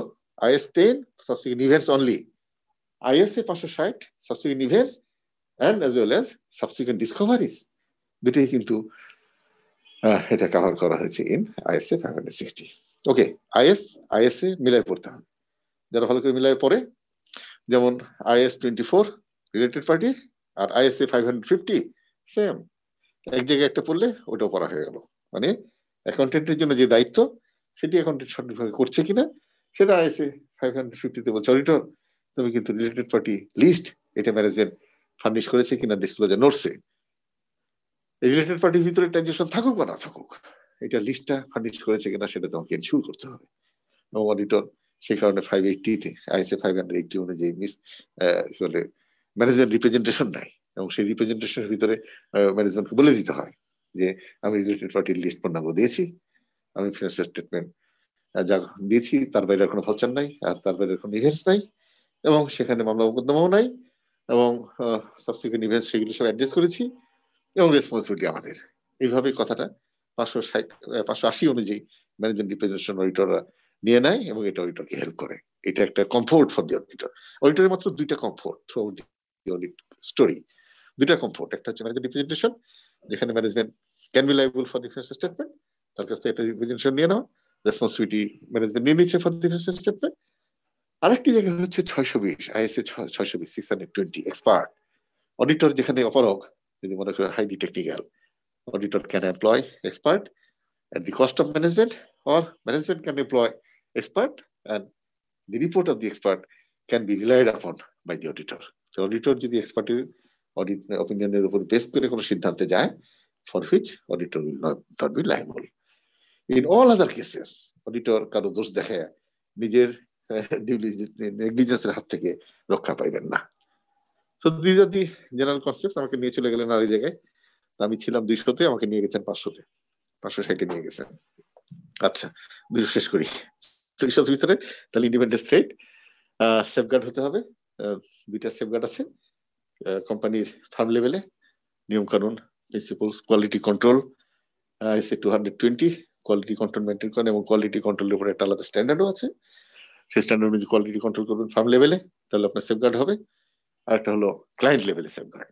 ক্লায়েন্ট যদি হয় ব্যাংক, ইচ্ছা করলে রাতারাতি সে ক্যাশবুক চেঞ্জ করতে পারবে না, রাতারাতি সে ভুয়া এন্ট্রি দিতে পারবে না, কারণ Bangladesh bank is there who is supervising regularly, তারা সুপারভাইজ করছে, মনিটর করছে। সুতরাং ব্যাংক কিন্তু অনেকটাই আমাদের জন্য একটা স্বস্তির জায়গা।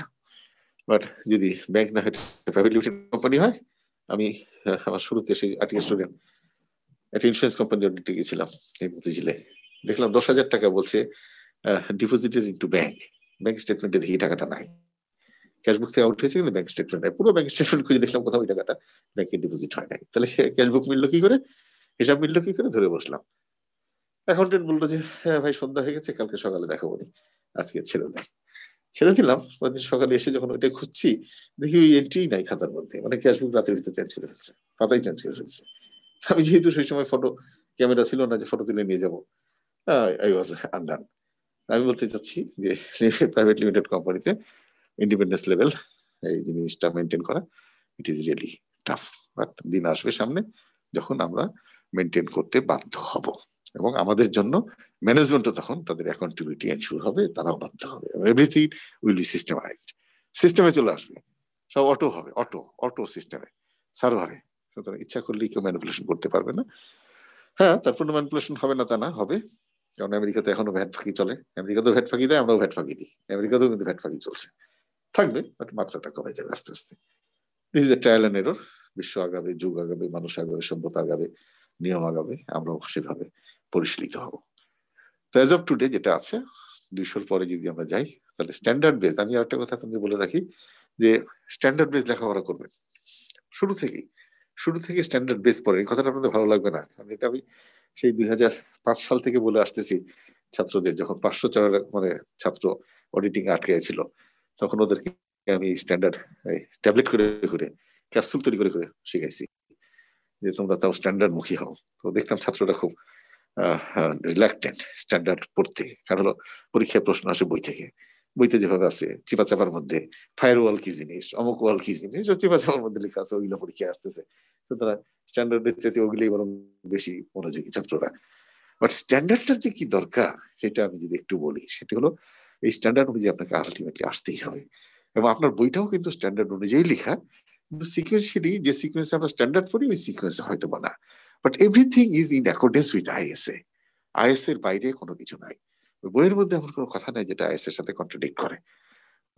আইএস এ যদি আপনি সিকুয়েন্সিয়ালি পড়ে আসেন, স্টার্টিং ফ্রম 200, 200 থেকে পড়েন, 200, 210, 220, 230, 240, 250, 260, 265, 200 সিরিজ শেষ, 300, 310, 350, 320 শেষ, 400 মধ্যে একটা আছে, 500, 501, 505, 510, 520, 530, 540, 560, 550, 560, 570, 580 শেষ, 601, 610, 600, 600, 610, 620 শেষ, 600 সিরিজ। এরপর আসেন 700, 701, 705, 710 শেষ, আপনার দোষ শেষ। 800, 900, 1000, 1100, 1200 এগুলো আপনার পড়ার দরকার নেই।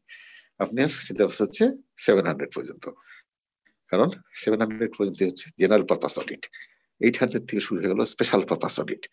আমরা স্পেশাল পারপাস অডিট পড়ছি না, আমরা শুধু জেনারেল পারপাস অডিট পড়ছি। General purpose audit up to 700, 701, 705 এটুকু পড়লে হবে। ইভেন 710ও পড়া দরকার নেই, কম্পারেটিভ স্টেটমেন্ট 705 পর্যন্ত পড়লে চলছে। এবং যে স্ট্যান্ডার্ডগুলি বললাম, all standards are not equally important, only few of the standards are important to you. Some of the standards just একটা ওভারভিউ, একটা আইডিয়া, জেনারেল একটা আইডিয়া থাকলে হবে। Some of the standards you must go into deep, আর some of the standards okay একটা idea যে আসলে পরে লিখতে পারবেন।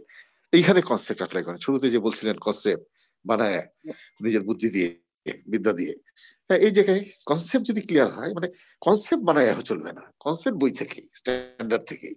কারণ আপনি কিন্তু ফর্মুলা বেসড, ফরম্যাট বেসড, এর বাইরে আপনার যাওয়ার উপায় নাই, স্বেচ্ছাচারিতার কোনো সুযোগ নাই। আপনাকে স্ট্যান্ডার্ড অনুযায়ী যেতে হবে। শুধু যেটা পারবেন সেটা কনসেপ্ট যখন ক্লিয়ার, তখন এটি এক্সপ্রেস করার ক্ষেত্রে আপনি আপনার কায়দায় এক্সপ্রেস করেন। মুখস্থ করার দরকার নাই, কনসেপ্ট ক্লিয়ার থাকলে বানায় লিখেন, নিজের ভাষায় বানায় লিখেন। Examiner will like that. এক্সামিনারের কাছে ওই খাতা answer script is better accepted যদি সেখানে দেখে যে না, মুখস্থ না, বাট কনসেপচুয়ালি এনরিচমেন্ট তার আছে, এবং সে ক্লিয়ার করে দিয়েছে অ্যান্সারটা। দ্যাট ইজ, সে বুঝিয়ে দিয়েছে এক্সামিনারকে যে his concept is enriched from the viewpoint of concept, and he has got a radical capability that he has analyzed the issue as it is required from by the question. তাহলে এখানে আপনি আপনার নিজের কায়দাটা, writing of English, বিশেষ করে English language, এটা একটা art, এটা মুখস্থ করলে আগাতে পারবেন না। ইংরেজি দখলটা নেন, অনেক কথা এক সেন্টেন্সে বলা যায়, আবার একটা কথা বহু সেন্টেন্স দিয়ে বলা যায়। ইংরেজি এই ধরনের সেন্টেন্স ল্যাঙ্গুয়েজ, ইংরেজির উপর দখলটা, এটা আমাদের অফ দি সেলফ মধ্যে বলি, সেটি খুব খুব বেশি ইম্পর্টেন্ট। আচ্ছা, চার্টার্ড অ্যাকাউন্টেন্টরা যে রিপোর্ট লিখছে, যে সমস্ত ইংরেজি দেখাচ্ছে, এটি অনেক জায়গাতে আমাদের লজ্জা পেতে হয়। তার মানে ইংরেজিতে আমাদের দুর্বলতা। এই জন্য ইংলিশ ল্যাঙ্গুয়েজ আমাদের একটা পেপার কিন্তু আমাদের সাথে দেওয়া হয়েছিল, এবং তখনও দেখা গেছে যে কোথায় অ্যাম, কোথায় ইজ, কোথায় আর বসবে, এই যে ভার্ব, নাউন, এই সব জিনিসগুলো সম্পর্কে তার কনসেপ্ট ক্লিয়ার না, অথচ সে পাশ করে গেল কিভাবে, মুখস্থ করে। তো সিস্টেমের ফাঁকে অনেকে বেরিয়ে গেছে ঠিকই, খুব লজ্জাজনক। আশা করি আপনারা ইংরেজিতে একটা বিশাল দখল আপনাদের আছে, এটা রাখবেন, তাহলে কিন্তু পাশ করা ডিফিকাল্ট হবে। ইংলিশ মিডিয়াম যারা আসছে তারা সহজে পাশ করছে because of the English proficiency, and you also, এটাকেও আপনারও থাকা উচিত, শুড হ্যাভ। ওকে, তাহলে আমরা ফিরে আসি সাবজেক্টে। আপনাদেরকে আমি অ্যাসুরেন্সের উপর ক্লিয়ার করেছি, ISA 200 ক্লিয়ার করেছি, প্রফেশনাল কম্পিটেন্স লেভেল বা এই যে যেগুলি ছিল, ইন্ডিপেন্ডেন্স আলোচনা করেছি, ইন্টিগ্রিটি, মানে ইন্টেলেকচুয়ালি অনেস্ট অডিটররা, এটা হলো ইন্টিগ্রিটি। অবজেক্টিভ হচ্ছে to express opinion whether the financial statements are prepared in all material respect in accordance with IFRS. Professional competence and due care. Unless you are competent, you should not accept the client. আপনি এখন বুঝেন না, sap বুঝেন না, SAP বুঝেন না, আপনি মানে IT বুঝেন না, এই ধরনের কমপ্লেক্স সিগনিফিকেন্ট সফটওয়্যার বুঝেন না, অথচ আপনি অডিটর, এবং সেই ক্লায়েন্ট কিন্তু SAP দিয়ে অ্যাকাউন্টস রাখে, তার কোনো হার্ড কপিও রাখে না। এবং SAP তে সমস্যা হলো যে ক্যালকুলেশন গুলি খুব সামান্য সময়ের জন্য স্ক্রিনে আসে, ওই সময়টুকু তো খালি চোখে বোঝা যায় না, and for which you need audit software. এরকম জায়গায় আপনি অডিট করতে গেছেন, but you don't have any knowledge on SAP, সুতরাং you are not competent and you should not accept that client. তাহলে কি আপনি কাজ করবেন না? হ্যাঁ, করবেন। In that case, you must employ someone in your team who is expert in IT, like as a CISA. CISA কে আপনি নিয়োগ করলেন। That might increase your cost, but it will ensure that after audit riskটা will be reduced, will be less within the tolerable level, and your life will be easy. সুতরাং খরচ বেশি হোক, কিন্তু শেষ পর্যন্ত কি অডিট অপিনিয়নটা, সঠিক অডিট অপিনিয়ন এক্সপ্রেস করা, এটি হচ্ছে অডিটের এন্ড রেজাল্ট। অডিটের এন্ড রেজাল্ট হচ্ছে সঠিক অপিনিয়ন এক্সপ্রেস করা। এত কিছু আমরা করছি, কাস্টিং, ভাউচিং, এক্সামিনিং, ফিজিক্যাল এক্সিস্টেন্স দেখছি, ISA, IAS, IFRS, কত কি আমরা করছি। এন্ড রেজাল্ট হচ্ছে অডিট অপিনিয়ন যাতে সঠিক দিতে পারি। অডিট অপিনিয়ন আপনি ভুল দিয়ে ফেললেন, হবে কোয়ালিফাইড দিলেন আনকোয়ালিফাইড, হবে ডিসক্লেমার দিয়ে দিলেন অ্যাডভার্স, আপনি জানেনই না একটার সাথে একটা তফাৎ কি। এই যে অপিনিয়ন যে 4 প্রকার, এই 4 প্রকার অপিনিয়নের কোনটা কখন বসাতে হয় এটি হয়তো আপনি জানেন না, ক্লিয়ার কনসেপ্ট আপনার নাই। অথবা ম্যাটার এমফাসাইজ প্যারা, এই প্যারাটা কখন দেওয়া যায়, কখন দেওয়া যায় না, এইগুলো সম্পর্কে আপনার সঠিক ধারণা নাই, আপনি দিয়ে ফেললেন। You might be caught someday, একদিন ধরা পড়বেন। এখন কিন্তু সেটা ধরা পড়ার দিন এসে গেছে। সুতরাং স্ট্যান্ডার্ড গুলি যদি আপনি সিকুয়েন্সিয়ালি ভালো করে শিখে যান, এরপরে বইটা পড়েন, এরপরে বইটা ঢুকেন, দেখবেন স্ট্যান্ডার্ড না জেনে বইটা পড়লে যদি 100 ঘন্টা লাগতো, স্ট্যান্ডার্ড জানার পরে বইটা পড়তে 20 ঘন্টা, মানে 20% নেমে আসবে। Spend some time for taking increasing control on the standards, auditing standards, এবং অ্যাকাউন্টিং স্ট্যান্ডার্ড এগুলো তো জানতেই হয় ভালো করে, ভালো অডিটর হতে হলে। However, আমরা যেহেতু অ্যাসুরেন্স রিলেটেড, আমরা অ্যাসুরেন্স নিয়ে কথা বলি, তাহলে আপনি 200 পড়ে ফেললেন, 210 এনগেজমেন্ট লেটার আপনার দরকার, 220 quality control of audit firm, yes, to some extent এটাও দরকার, 230 ওয়ার্কিং ফাইলস, ডকুমেন্টেশন। এই একটা জায়গা ডকুমেন্টেশন, অনেক সময় প্রশ্ন আসে ডকুমেন্টেশন, ডকুমেন্টস অ্যান্ড এভিডেন্স, দুটোর ভিতরে তফাৎটা কি? The documents হচ্ছে primary paper, and documents must be in writing, either on paper or on audio video devices. মুখের কথা auditor has got no value. মুখের কথা auditor কাছে কোনো মূল্য নেই। Hearsay auditor should not accept unless it is written either on paper or on audio video devices. যেহেতু audio video এখন একটু সাক্ষ্য হিসেবে চলে, সুতরাং ডকুমেন্টস করতে হবে। তার আগে ডকুমেন্টস করেন, এরপরে এই ডকুমেন্টস যখন corroborated হবে with some other means, only then you can call it as evidence. তাহলে এভিডেন্স মানে যে ডকুমেন্টসে ভ্যালু এডিশন আছে, যে ডকুমেন্টসে জুডিশিয়াল ভ্যালু আছে, যেটি অন্য আরেকটি প্রমাণক দ্বারা সমর্থিত, সেটা হলো এভিডেন্স। অনেক ডকুমেন্টস আপনি পাবেন যেটা ভেরিফাই করতে করা যাচ্ছে না, যেটা ভেরিফাইড হচ্ছে না, that cannot be treated as evidence. Only the documents which is which is verified duly by other means, you can treat it as evidence. এটা তফাৎটা যদি একটা গল্প দিয়ে বলি, ধরেন আমি আপনার জন্য এসটিসি করেছি, আমাদের কাছে আসামিরা জবানবন্দি দিত 164 ধারায়, বলতাম খুন করেছি, তো আমরা তার কথাটা শুনতাম, শুনে কাগজে লিখতাম, লিখে পরে শোনানোর পরে তাকে বলতাম স্বাক্ষর করেন, সে স্বাক্ষর করলো, আমিও স্বাক্ষর করলাম, 164 ধারা জবানবন্দি হয়ে গেল। এটা হলো ডকুমেন্টস, ফাইলে রেখে দিলাম, অ্যাজ ডকুমেন্টস। এটা কিন্তু এভিডেন্স হলো না। এরপরে যেহেতু এটা মার্ডার কেস, 302 ধারা, 14 বছর জেল, এটা করবে জজ সাহেবরা বিচার করবে, ম্যাজিস্ট্রেটরা পারবে না, সেশন জজের বিচার করবেন।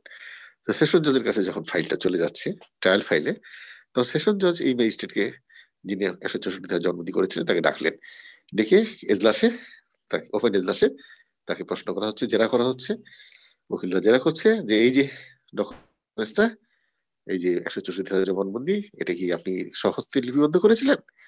বলছে হ্যাঁ। এইখানে কি স্বাক্ষরটা আপনার? বললো হ্যাঁ। এখানে কি আসামি কাঠগড়ায় আছে, ওই আসামি কি এই জবানবন্দি দিয়েছিল? বললো হ্যাঁ। এই স্বাক্ষর কি আসামির? বললো হ্যাঁ। তার মানে এটি করবোরেটেড হয়ে গেল। দিস ডকুমেন্টস, তখন জজ সাহেব এটার উপর একটা সিল মারলেন, এক্সিবিট, প্রদর্শিত, তার মানে এটা এভিডেন্স হয়ে গেল। বেসড অন দিস এভিডেন্স, দি জজ সাহেব উইল এক্সপ্রেস হিজ রায়, তার রায়টা, ওপিনিয়নটা দিবেন এই এক্সপিরিয়েন্সের উপর বেস করে, তার পার্সোনাল লজের উপরেও না, ডকুমেন্টস এর উপর বেস করেও না, এভিডেন্সের উপর বেস করে।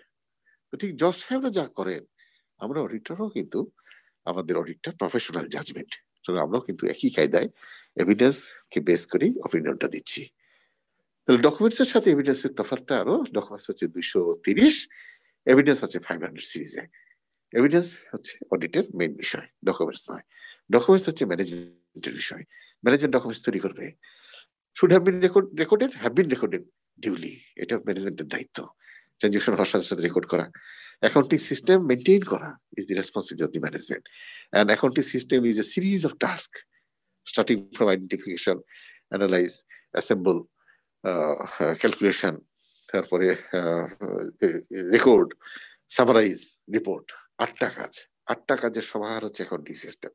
এই অ্যাকাউন্টিং সিস্টেম, এটা হচ্ছে প্রপার্টি অফ ম্যানেজমেন্ট, এবং ম্যানেজমেন্ট অ্যাকাউন্টিং সিস্টেম অনুযায়ী তার অ্যাকাউন্টসটা তৈরি করবেন, এবং অডিটর এটার অথেন্টিসিটি দেখবেন।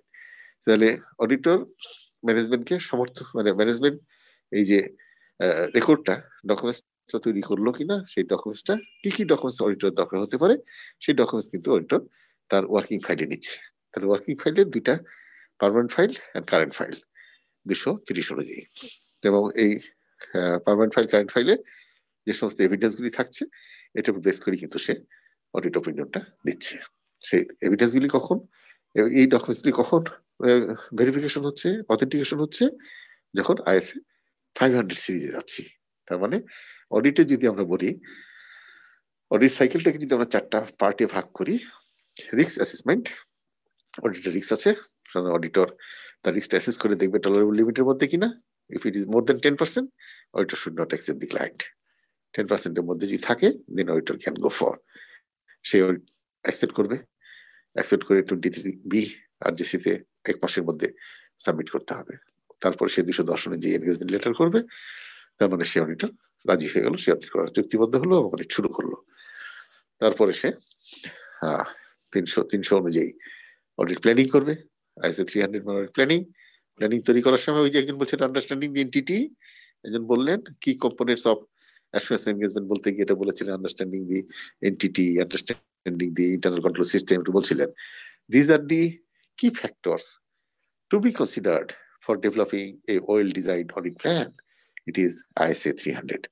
The 300 with the ARNCO, understanding of the business, understanding of the internal control system, R holo risk versus maturity, N holo nature, timing and extent, ARNCO, C হচ্ছে coordination, direction, supervision, আর O হচ্ছে some other issues like 550, 560, 570, 580, এই ধরনের কিছু mandatory কাজ অডিটরকে বলে দিচ্ছে যেটা auditor has to do it, otherwise auditor maybe charged as যে তার নেগলিজেন্ট ছিল। লাইক একটা ঘটনা বলি, যেমন ধরেন স্টক ভেরিফিকেশন, স্টক ভেরিফাই হবে, এটা হলো 501 অ্যাডিশনাল কনসিডারেশন।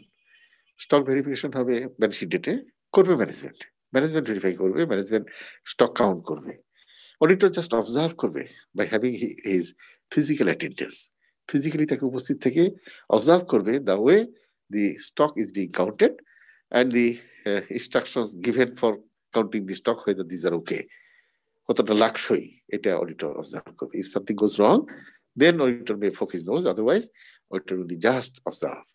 এই যে আপনার stock verification by auditor physically attendant is mandatory as per ISA 501, অথচ আমাদের সময় আমরা যখন অডিট করেছি তখন বলা হতো as certified by the management, দায়িত্ব ছিল ম্যানেজমেন্টের, ISA তখন ছিল না। কারণ ISA শুরুই হয়েছে, ISA এর জন্ম কবে শুরু হলো, IFAC এর জন্ম কবে বলতে পারেন?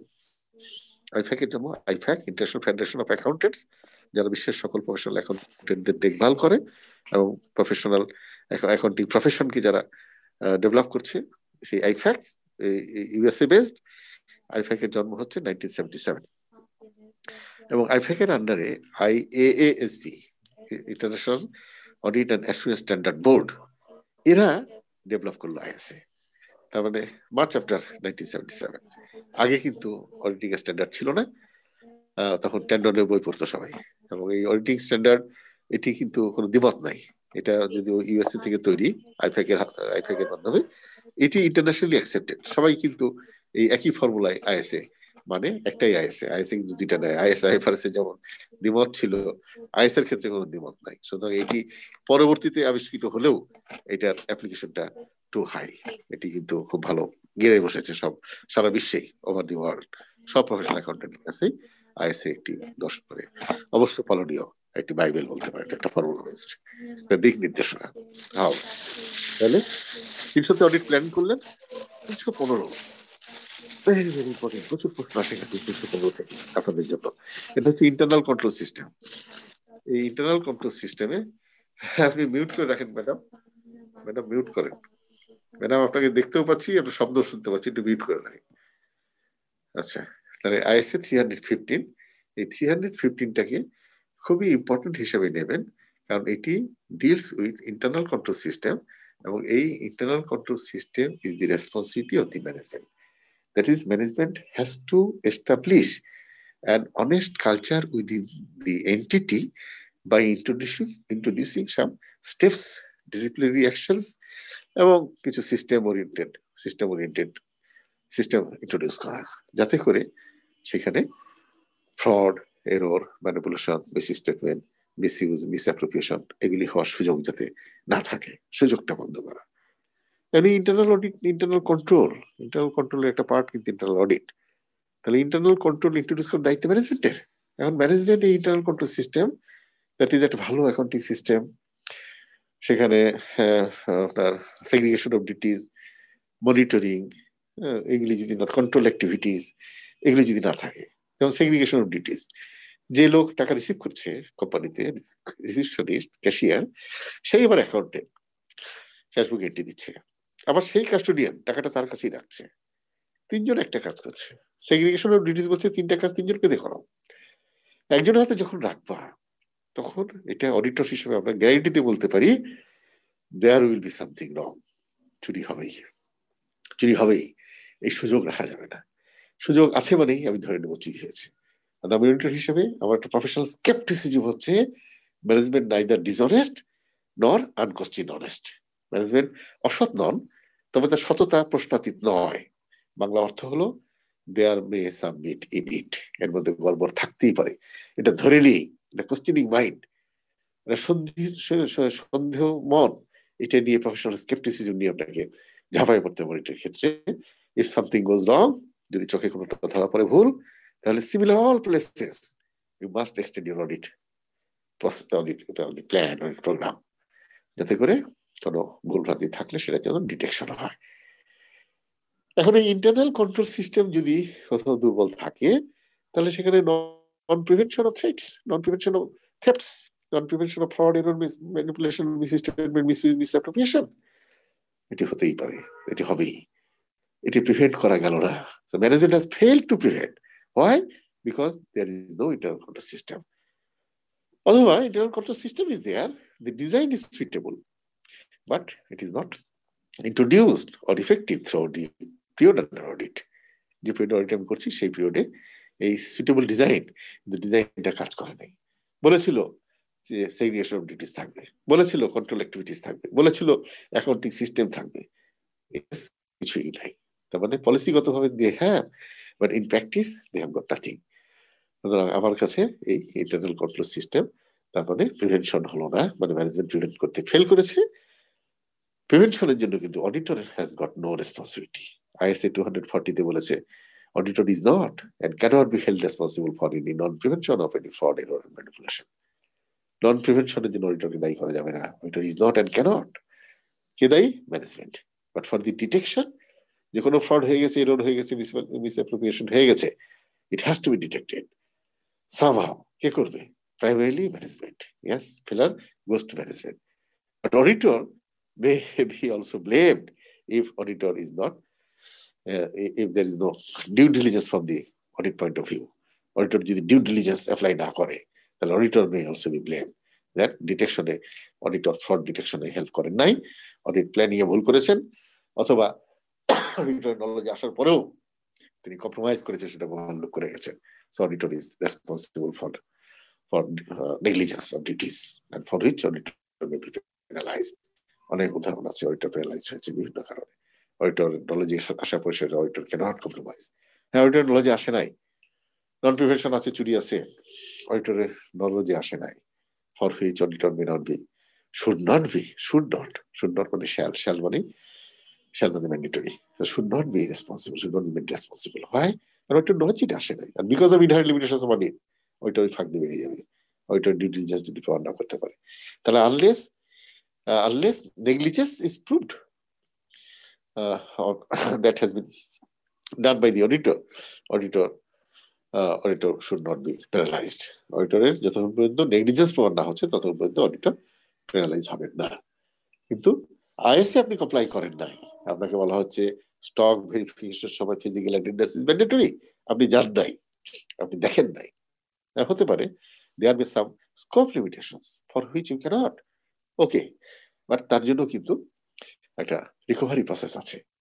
স্কোপ লিমিটেশন আমি যেতে পারি নাই, কিন্তু পরে আপনাকে কাট অফ প্রসিডিউর হলেও সেটির একটা অ্যানালিসিস রাখতে হবে, প্রয়াস নিতে হবে to become convinced that the stock figure whatever written in the accounts is okay. এটা সম্পর্কে অডিটরের ভিতরে একটা স্বস্তি আনতে হবে বাই অ্যাপ্লাই হলো কাট অফ প্রসিডিউর। সুতরাং অডিটর ম্যান্ডেটরি কার্যবলী করতে পারেন নাই বিকজ অফ স্কোপ লিমিটেশন। ঝড়ঝঞ্ঝা হয়েছিল, অডিটর অসুস্থ ছিল, বিভিন্ন কারণে অডিটরের স্কোপ লিমিটেশন হতে পারে, অথবা ম্যানেজমেন্ট ঢুকতে দেয় নাই, ম্যানেজমেন্টের প্রবলেম ছিল, মারপিট ছিল, হরতাল ছিল, সংগ্রাম ছিল, কারফিউ ছিল, বিভিন্ন কারণে there may be scope limitations. and for the scope limitations অডিটরকে বলা হচ্ছে wherever there is a scope limitation go for the alternatives. Scope limitation বলে তুমি অডিটর গা ভাসাতে পারবে না, তোমাকে অল্টারনেটিভ প্রসিডিউরে যেতে হবে। এবং অল্টারনেটিভ প্রসিডিউরে গিয়েও যদি তুমি অপিনিয়ন ফর্ম করতে না পারো, ডকুমেন্টেশন না পাও, coordination cooperation from the auditor from the auditee না পাও, বলা হচ্ছে you must communicate it to those charged with governance, যারা গভর্নেন্সের দায়িত্ব রয়েছে তাদেরকে জানাও, like the board of directors, like the regulator, like the government, এদেরকে জানাও। তো জানালাম না জানাই ডিসক্লেমার অপিনিয়ন দিয়ে দিলাম, কোয়ালিফাইড অপিনিয়ন দিয়ে দিলাম যে স্কোপ লিমিটেশন হয়েছিল, it is not accepted, you may be charge negligence হিসেবে চার্জে পড়ে যাবেন যে আপনি কমপ্লাই করেন নাই ISA। You must comply ISA। এই যে ডিসক্লেমার অপিনিয়ন যেটা বললাম, এটার জন্য 260 যে অডিটর জানেন না তিনি কিন্তু ডিসক্লেমার সঠিকভাবে তার যে প্রসেসটা, সেই প্রসেসটা তিনি এক্সিস্ট করবেন না, and he will be liable, he will be caught। 260 যদি আপনি জানেন, only then you are safe। 265 আপনি জানেন না, that is management letter, মানে during the audit whatever discrepancies have been found by the auditor on internal control system, you must report it to the management in the form of a letter which is called management letter in addition to the audit report। শুধু audit রিপোর্টই না, audit রিপোর্টের সাথে একটা management letter দিতে হবে। ওই কোম্পানিতে internal control সিস্টেমে যা কিছু দুর্বলতা আপনি দেখেছেন, দুর্বল দিক দেখেছেন, সেগুলোকে ইনকর্পোরেট করে লিপিবদ্ধ করে আপনি রিপোর্ট করবেন। সেই রিপোর্টটা হবে ম্যানেজমেন্ট রিপোর্ট, ম্যানেজমেন্ট লেটার। সুতরাং অডিটর যদি না জানে ম্যানেজমেন্ট লেটার দেওয়া, অডিটর কিন্তু ফুল করবে। যেমন অডিটর 265 পড়ে নাই, ইভেন 265 যখন ছিল না, আমার মনে আছে আমার 2005-06 সালের কথা, এসিসিতে সিকিউরিটি এক্সচেঞ্জ কমিশনে চার্টার্ড অ্যাকাউন্টেন্টদেরকে ফোকাস করলো যে আপনারা ম্যানেজমেন্ট লেটার কেন দিচ্ছেন না।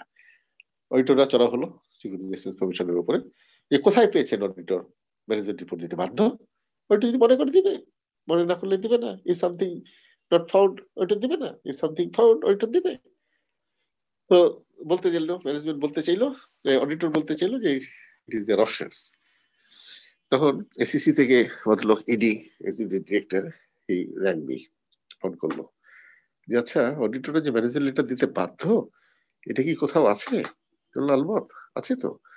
কোথায়? বলে যান আইসি 315 প্যারা 120। বললো ওকে, চলে আসলো। 120 কি বলা আছে?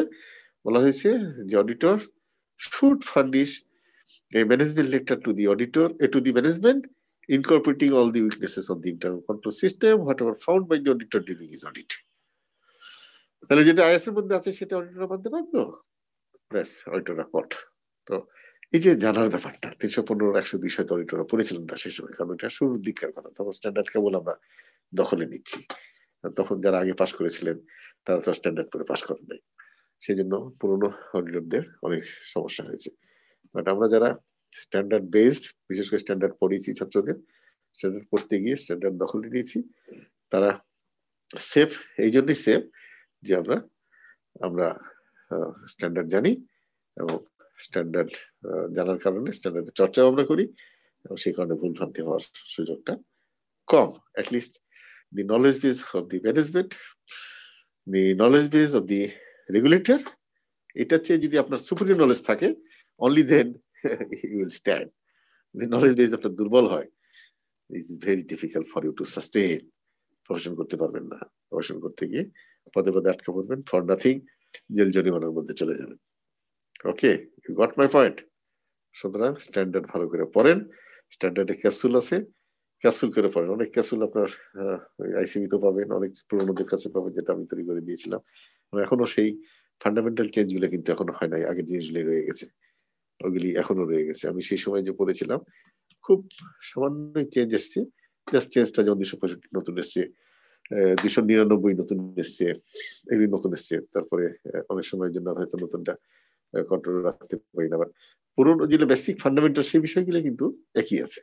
এটা যেমন 265 বললাম, 265 ম্যানেজমেন্ট লেটার না 299 management letter, I am confused. Okay, একটু দেখে নিন। However, there is an ISA for management letter, যেমন হয় ম্যানেজমেন্ট রিপ্রেজেন্টেশন। ম্যানেজমেন্ট রিপ্রেজেন্টেশনের সাথে ম্যানেজমেন্ট লেটার এটা অনেকগুলো এফএনএ, একটা 580 আর একটা হচ্ছে যে 265 বা 299, 265 মূলত। ওকে, তাহলে এটা গেল 200 সিরিজ গেল। 300 সিরিজে বললাম 300-তে প্ল্যানিং করেন, 310-এ দরকার নাই, 315টা খুব ভালো করে পড়েন। অনেক প্রশ্ন, 40% প্রশ্ন আসবে 315 থেকে, কারণ it deals with the internal control system. এটার অনেকগুলি ইন্টারনাল কন্ট্রোল সিস্টেম কাকে বলে, তার কম্পোনেন্টস কি কি, প্রত্যেকটা কম্পোনেন্টস আর সাব কম্পোনেন্টস আছে। আবার এগুলোর উপর গল্প বানায়, কেস বানায় প্রশ্ন দেয় কিরকম বলছে, একটা এবিসি একটা কোম্পানি, সেখানে 50 জন লেবার, একজন মাত্র সুপারভাইজার, সেই খাতাপত্র মেনটেন করে, সেই রোজ ডেলি হাজিরা নেয়, সেই বেতন সুপারিশ করে, এবং সেই স্যালারি শিট তৈরি করে, এবং সেই স্যালারি শিট অনুযায়ী পেমেন্ট হয়, এবং সেটা ক্যাশে পেমেন্ট হয়। Comments on the internal control system of the company, status of the internal control system of the company they are maintaining. উত্তরটা কি? উত্তরটা হচ্ছে ডেফিনেটলি আপনি বলেন যে ভেরি দুর্বল, এখানে ইন্টারনাল কন্ট্রোল নাই বললেই চলে। কারণ ইন্টারনাল কন্ট্রোল সিস্টেমের যে কম্পোনেন্টস, তাতে আমরা দেখেছি যে সেখানে সেগ্রিগেশন ডিউটিস থাকতে হবে, কন্ট্রোল অ্যাক্টিভিটিস থাকতে হবে। হ্যাঁ, সেখানে ক্যাশে পেমেন্ট, এটি আরেকটি ক্যাশ হলো ভেজালের জিনিস।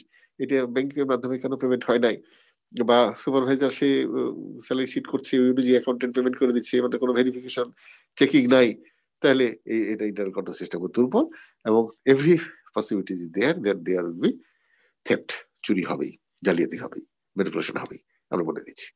আরেকটা প্রশ্ন এসে বলছে, if you feel that it is not prudent, then recommend the design of internal control system. উত্তরটা কি? উত্তর আপনি আবার সেই 315-তে আসেন, যে কোম্পানিকে ইন্টারনাল কন্ট্রোল সিস্টেম অবনোহাইজ করতে হবে যাতে তার এই কম্পোনেন্ট গুলি থাকে, ওই কথাগুলি কিন্তু ঘুরে ফিরে আবার আসছে। ইন্টারনাল কন্ট্রোল সিস্টেমের কম্পোনেন্ট গুলি, ওই কম্পোনেন্ট গুলি দিয়ে বলেন এই কম্পোনেন্ট গুলি should be in place in a right manner, in a organized manner, in an orderly manner, in a fashionable manner, এগুলি বলে আপনি ছেড়ে আসছেন। তাতে আপনার কনসেপ্ট যদি ক্লিয়ার থাকে, প্রশ্ন যেভাবেই করুক না কেন, ইউ আর সেফ। ক্লিয়ার? ওকে, এরপরে আমি চলে যাব আপনার ম্যাটেরিয়ালিটি। এটা কঠিন একটা জায়গা। অডিট তো পুরো অডিট পিরিয়ডে অডিটররা ভুগছে, কারণ ম্যাটেরিয়ালিটি এটা খুবই একটা ইম্পর্টেন্ট জিনিস। ম্যাটেরিয়ালিটি এই জায়গায় আমরা খুব দুর্বল, ম্যাটেরিয়ালিটিটা জাজ করা। আমি লন্ডনে প্রশ্ন করেছিলাম, একবার আমরা চার্টার্ড অ্যাকাউন্টেন্টরা লন্ডন গিয়েছিলাম ICWS ট্রেনিং নিতে, ওয়ার্ল্ড ব্যাংকের একটা প্রজেক্ট থেকে।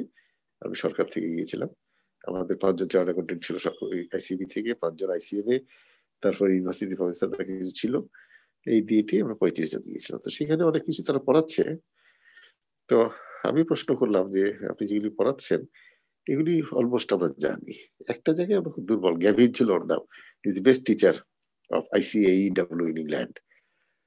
তবে একটা জায়গায় আমরা খুব দুর্বল, তুমি গ্যাভিন যদি ওই জায়গায় একটু হেল্প করো। বলো তুমি কোথায় দুর্বল? তাহলে আমি দুর্বল ম্যাটেরিয়ালিটি লেভেল জাজ করা, এটা আমি জাজ করতে পারছি না, এটা আমার জন্য খুব ডিফিকাল্ট হচ্ছে। তো বললো কি বোকার মতো প্রশ্ন করলা, তুমি অডিটর, তুমি চার্টার্ড অ্যাকাউন্টেন্ট? বলে ইয়েস। সে আমাকে খুবই তুচ্ছ তাচ্ছিল্য করলো, বললো দেখো তুমি এমন একটা প্রশ্ন করলা যে প্রশ্নের উত্তর হয় না, যে প্রশ্নের উত্তর হয় না সেই কোনো প্রশ্নই না, তো তুমি এমন একটা প্রশ্ন করেছো। বললো ভাই আমি যেটা জায়গায় দুর্বল পারি না, ভেবেছিলাম তোমার কাছ থেকে কিছু শিখবো, তুমি বললাম তুমি যদি একটু হেল্প করো তাহলে আমার সুবিধা হয়। বললো তুমি আইএসএর উপর দখল নাও। বললো আইএসএর উপর দখল আছে, আইএসএর উপর আমার ভালো দখল আছে। বললো আইএসএর উপর ভালো দখল থাকলে তোমার এই কথা বলা উচিত হয় নাই যে ম্যাটেরিয়ালিটি লেভেল কিভাবে জাজ করবো তার formula. There is no shortcut way, there is no formula. It is completely professional judgment. Auditor আপনি বুঝে যাবে, so depending on the circumstances, depending on the findings, যে কোন লেভেল এটা ম্যাটেরিয়ালিটি লেভেল, কোন বিষয়টা অডিটর বুঝবে সিগনিফিকেন্ট মনে করবে, কোন বিষয়টা অডিটর ছেড়ে দিয়ে যেটার দিকে তাকাবেই না। এরকম এটা আন্ডারস্ট্যান্ডিং অডিটর নিজের মধ্য থেকে আসবে। তো সুতরাং তুমি এটা কি প্রশ্ন বললো? তা বললাম দেখো AICPA, American Institute of Certified Public Accountants, তাদের কিন্তু ফর্মুলা আছে, they are formula based, they have quantified everything wherever it is required. কারণ আইসিএ বলছে যেখানেই তুমি কোয়ালিফাই করবা সেখানেই তোমাকে কোয়ান্টিফাই করতে হবে আনলেস ইমপ্র্যাকটিকেবল। তাহলে এই যে কোয়ালিফাই করলেই কোয়ান্টিফাই করতে হবে আনলেস ইমপ্র্যাকটিকেবল, এটা তো তোমার এই আইএসএ দিয়ে সম্ভব হচ্ছে না, কিন্তু আমার IFRS দিয়েও সেটা সম্ভব হচ্ছে না। কিন্তু ইউএস গ্যাপের ভিতরে এটা কোয়ান্টিফাই করেছে সব জায়গায়। এই কোয়ান্টিফাই বললো যে ওরা তো শর্টকাট মেথডে চলে, সুতরাং ওদের quality of audit, quality of accounts এটি আমাদের সাথে কম্পারেবল না, আমরা তাদের রিকগনাইজও করি না টু অ্যান এক্সটেন্ট। সুতরাং তুমি ম্যাটেরিয়ালিটির উপরে কোনো শর্টকাট ফর্মুলা খুঁজতে যেও না। It is a clear understanding of the auditor, এবং auditor being involve in the auditing, তার যে ফাইন্ডিংস গুলি আসবে সেগুলি থেকে সে পরীক্ষা নিরীক্ষা করে একদম তার মনে বলবে। সেই লেনিনের কথা, মহামতি লেনিন, সে বলছিল যে বিপ্লব করিয়া চিৎকার করিও না, বিপ্লবের দেখা পাইবা না। বিপ্লব যখন ঘনীভূত হবে তখন তোমাকে আপনা হতেই ধাক্কা দিয়ে বলবে তুমি বিপ্লব ডাকো, তুমি বিপ্লবে নামো, বিপ্লব তোমার দাঁড়িয়ে এসে পৌঁছবে, তখনই বিপ্লব হবে। তুমি চিৎকার করিলে কিন্তু বিপ্লব হইবে না। ঠিক ওই লেনিনের কথার সাথে আমার মিলে গেল। সে বলতে চাইলো তোমার এটা আন্ডারস্ট্যান্ডিং, তুমি করতে থাকো, তুমি মনোনিবেশ করো, আইএসএ গুলি অ্যাপ্লাই করো, তুমি বুঝো, ডকুমেন্টারিতে ঢোকো, এভিডেন্সের ভিতরে ঢোকো, কোয়ালিটি এভিডেন্স জাজ করার চেষ্টা করো, সার্কামস্টেন্স বোঝো, দেন তুমি বুঝে যাবা কোনটা ম্যাটেরিয়াল কোনটা ম্যাটেরিয়াল। কারণ ISA 320 এটাতে যখন যাই তখন দেখি যে না, সেখানেও মানে ক্লিয়ার দিক নির্দেশনা নাই। ঠিক গ্যাভিন যেভাবে বললো ISA 320-তে সেভাবে বলা হচ্ছে any omission or misrepresentation in the accounts may influence the economic decision of an intended user.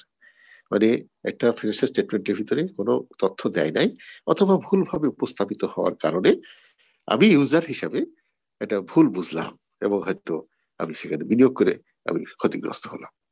ওই ইনফরমেশনটা ইজ ম্যাটেরিয়াল, যেটি significant influence on the internet user রয়ে গেছে, সেইটা হচ্ছে ম্যাটেরিয়াল। এটা বুঝে থাকো, ইট মে differ circumstance to circumstance, one issue to another issue, one head to another head, it may differ.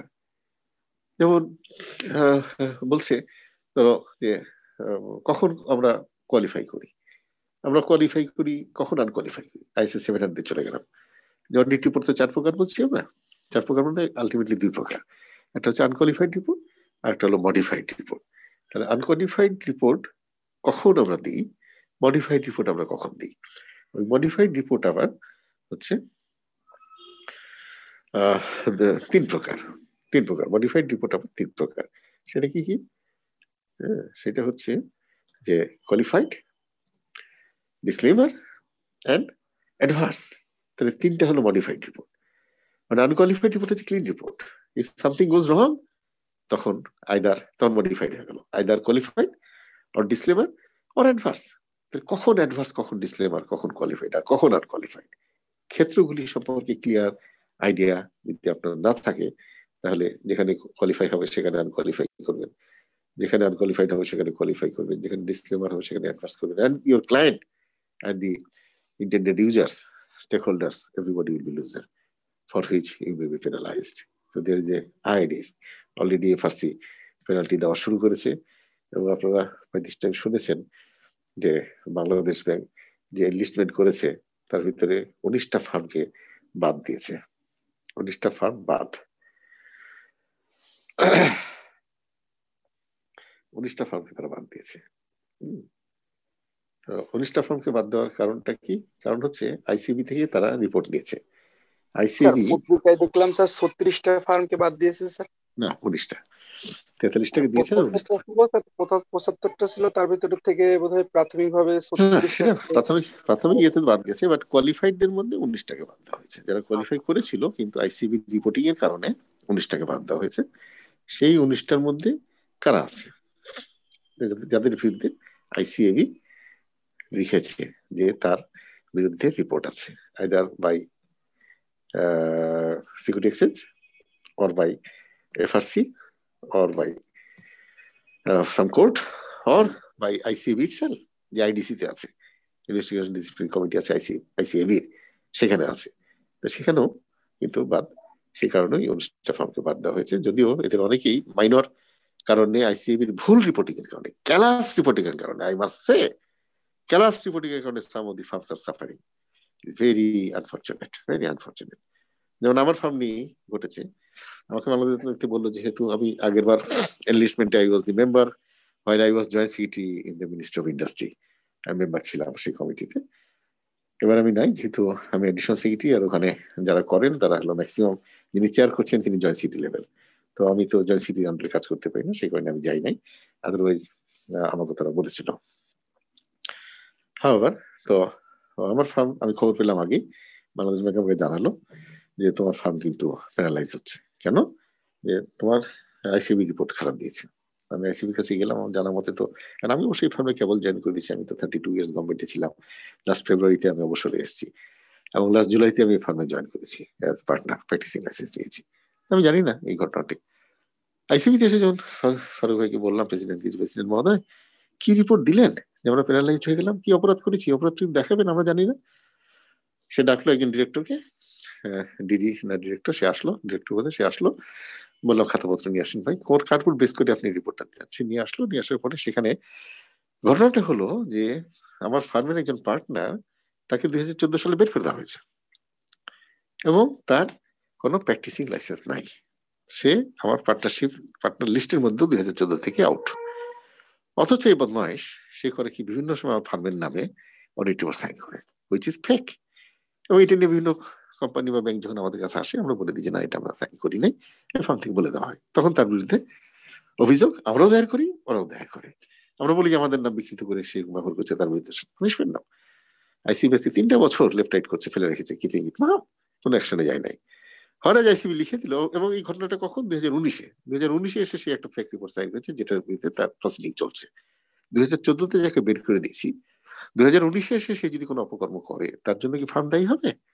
ধরলাম প্রেসিডেন্টকে। প্রেসিডেন্ট বলে যে নো, নট এট অল, এটা হয় নাই, ভুল হয়েছে, কারেকশন করো এবং রিপেয়ার করে এমন একটা পাঠাও, রিপোর্ট পাঠাও, যাতে এই ফার্ম তার এই ক্ষতির হাত থেকে বাঁচে। আর তখন অনেক বেলা হয়ে গেছে, অনেক সময় হয়ে গেছে, অলরেডি ডিসিশন ফাইনাল হয়ে গেছে যে এরা বাদ যাবে বিকজ অফ দিস রিপোর্টিং। এরপরে আমরা গিয়ে ধরলাম রিপোর্ট তো এই, এবং এই দেখো আইসিবি এখন এটা লিখছে যে এইটার সাথে এই অডিট ফার্মের কোনো সংশ্লেষ নেই। বলছে বদমাইশরা এই কথাটা আগে কেন লিখলো না? তার মানে তাদের রিপোর্টিং এফিসিয়েন্সিটা তাদের ভিতরে হয় না। আইসিএবি, দিস ইজ আইসিএবি, হাওয়ার মেনে নিতে হবে বাংলাদেশ। আচ্ছা, যাই হোক, এখন শেষ পর্যন্ত আমার যেহেতু হাতটা একটু লম্বা, I work in the ministry of finance, আর্থিক প্রতিষ্ঠান বিভাগে I was additional secretary. I work with the secretary যিনি বাংলাদেশ ব্যাংকের অডিট কমিটির চেয়ারম্যান। আমি তার কাছে গিয়ে বললাম যে এইভাবে আমরা পেনালাইজ হয়েছি। উনি দেখে বললেন অত্যন্ত দুঃখজনক, এবং তোমার আইসিবি সম্পর্কে আমার যেটা উচ্চতর ধারণা ছিল আজকে তাহা বিলীন হয়ে গেল, মলিন হয়ে গেল। সুতরাং তাদের ধরো, তাদেরকে কিন্তু আননোটিস যেতে দিও না, they should be taken into touch. আর উনি বললেন যে নেক্সট মিটিং এ যেহেতু আইসিবিটা লিখেছে আমি এটা ছেড়ে দেবো, তোমার একটা মাইনরিটি ছেড়ে দেবো, তো নেক্সট তুমি লিস্টিং হয়ে যাবা। যাই হোক, বাংলাদেশ ব্যাংক আমাকে আশ্বস্ত করেছে যে নেক্সট অডিট কমিটি মিটিং খুব তাড়াতাড়ি দেবো, সেই মিটিং এ গিয়ে আপনারটা ছেড়ে দেওয়া হবে, কারণ আপনারটা এটা কোনো অপরাধ নয়, এই অপরাধের জন্য you are not liable, ICB তাই বলছে। যাই হোক, বেশ কিছু ফার্ম কিন্তু রয়েছে really they have got some points to be delisted আছে। তার মানে এগুলি কিন্তু আগে কখনো দেখে নাই। আমি আগের বার লিস্টিং এর সময় কিন্তু এগুলি আমরা দেখি নাই, বাট এইবার কিন্তু এটা তারা দেখছে সব জায়গাতে রিপোর্ট নিয়ে, এবং আইসিবি আগে এভাবে কখনো রিপোর্ট করে নাই।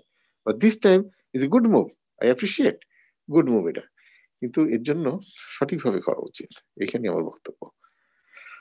ওকে, এই জায়গাটাই স্যার বলতে চাচ্ছিলাম, আপনি বলে ফেললেন যে যে মুভমেন্টটা নিবে স্যার সেটা স্টুডেন্ট হোক, মেম্বার হোক, সবার জন্য সব ইনিশিয়েটিভ নেওয়া ভালো, কিন্তু স্যার কোনো ভুল রিপোর্ট নেওয়াটা ভালো না। এটার জন্য স্যার একটা রেপুটেশনের ব্যাপার থাকে, অনেক ব্যাপার থাকে। এটা হলো কি, অধিক শোকে মানুষ পাথর হয়ে যায়। আমি আইসিবির ক্লাস অ্যাক্টিভিটিস এর কারণে আই কিপ রিয়েলি মাম, আমি পাথর হয়ে গেছি যে এটা কি ধরনের আচরণ, এটি রেসপন্সিবল অথরিটি এরকম আচরণ করতে। হাওয়ার এটা মেনে নিতে হবে, কারণ ক্ষমা মহৎ গুণ, নিজের ইনস্টিটিউট দিকে তুলে নিজের গায়ে পড়ে, সেই কারণে I have to accept it. Okay, আচ্ছা, তাহলে আমরা ফিরে আসি আমাদের জায়গায়। আচ্ছা, ইকো হচ্ছে না, ইকো হচ্ছে কারণ আমি সুইচ করার চেষ্টা করছি, তো কিন্তু হচ্ছে না কেন, পরে কোথায় আসবে। স্যার আপনি ডুয়েল লগ ইন করেছেন স্যার, আপনার ফোন থেকেও লগ ইন করেছেন এবং পিসি থেকেও লগ ইন করেছেন, যে কোনো একটা মিউট করে রাখতে হবে। আমি সেটাই চাচ্ছি যে আমার ল্যাপটপ এখন অন হোক। স্যার আমি ফোনটাকে স্যার মিউট করে দিব স্যার, আমি মিউট করে দিতে পারতেছি। না, মিউট আমিও করে দিতে পারি, করে দিলাম মিউট। হ্যাঁ, এবার ঠিক আছে। হ্যাঁ, জাস্ট এ মিনিট, আসলে আমার ইয়েটা অফ করা আছে। ওকে, সাউন্ডটা অফ করেছে। হ্যাঁ, গুড। এটা শুধু মিউটই না, এটাকে আমি অফ করে দিই, কনসেপ্টটা চলে যাবে।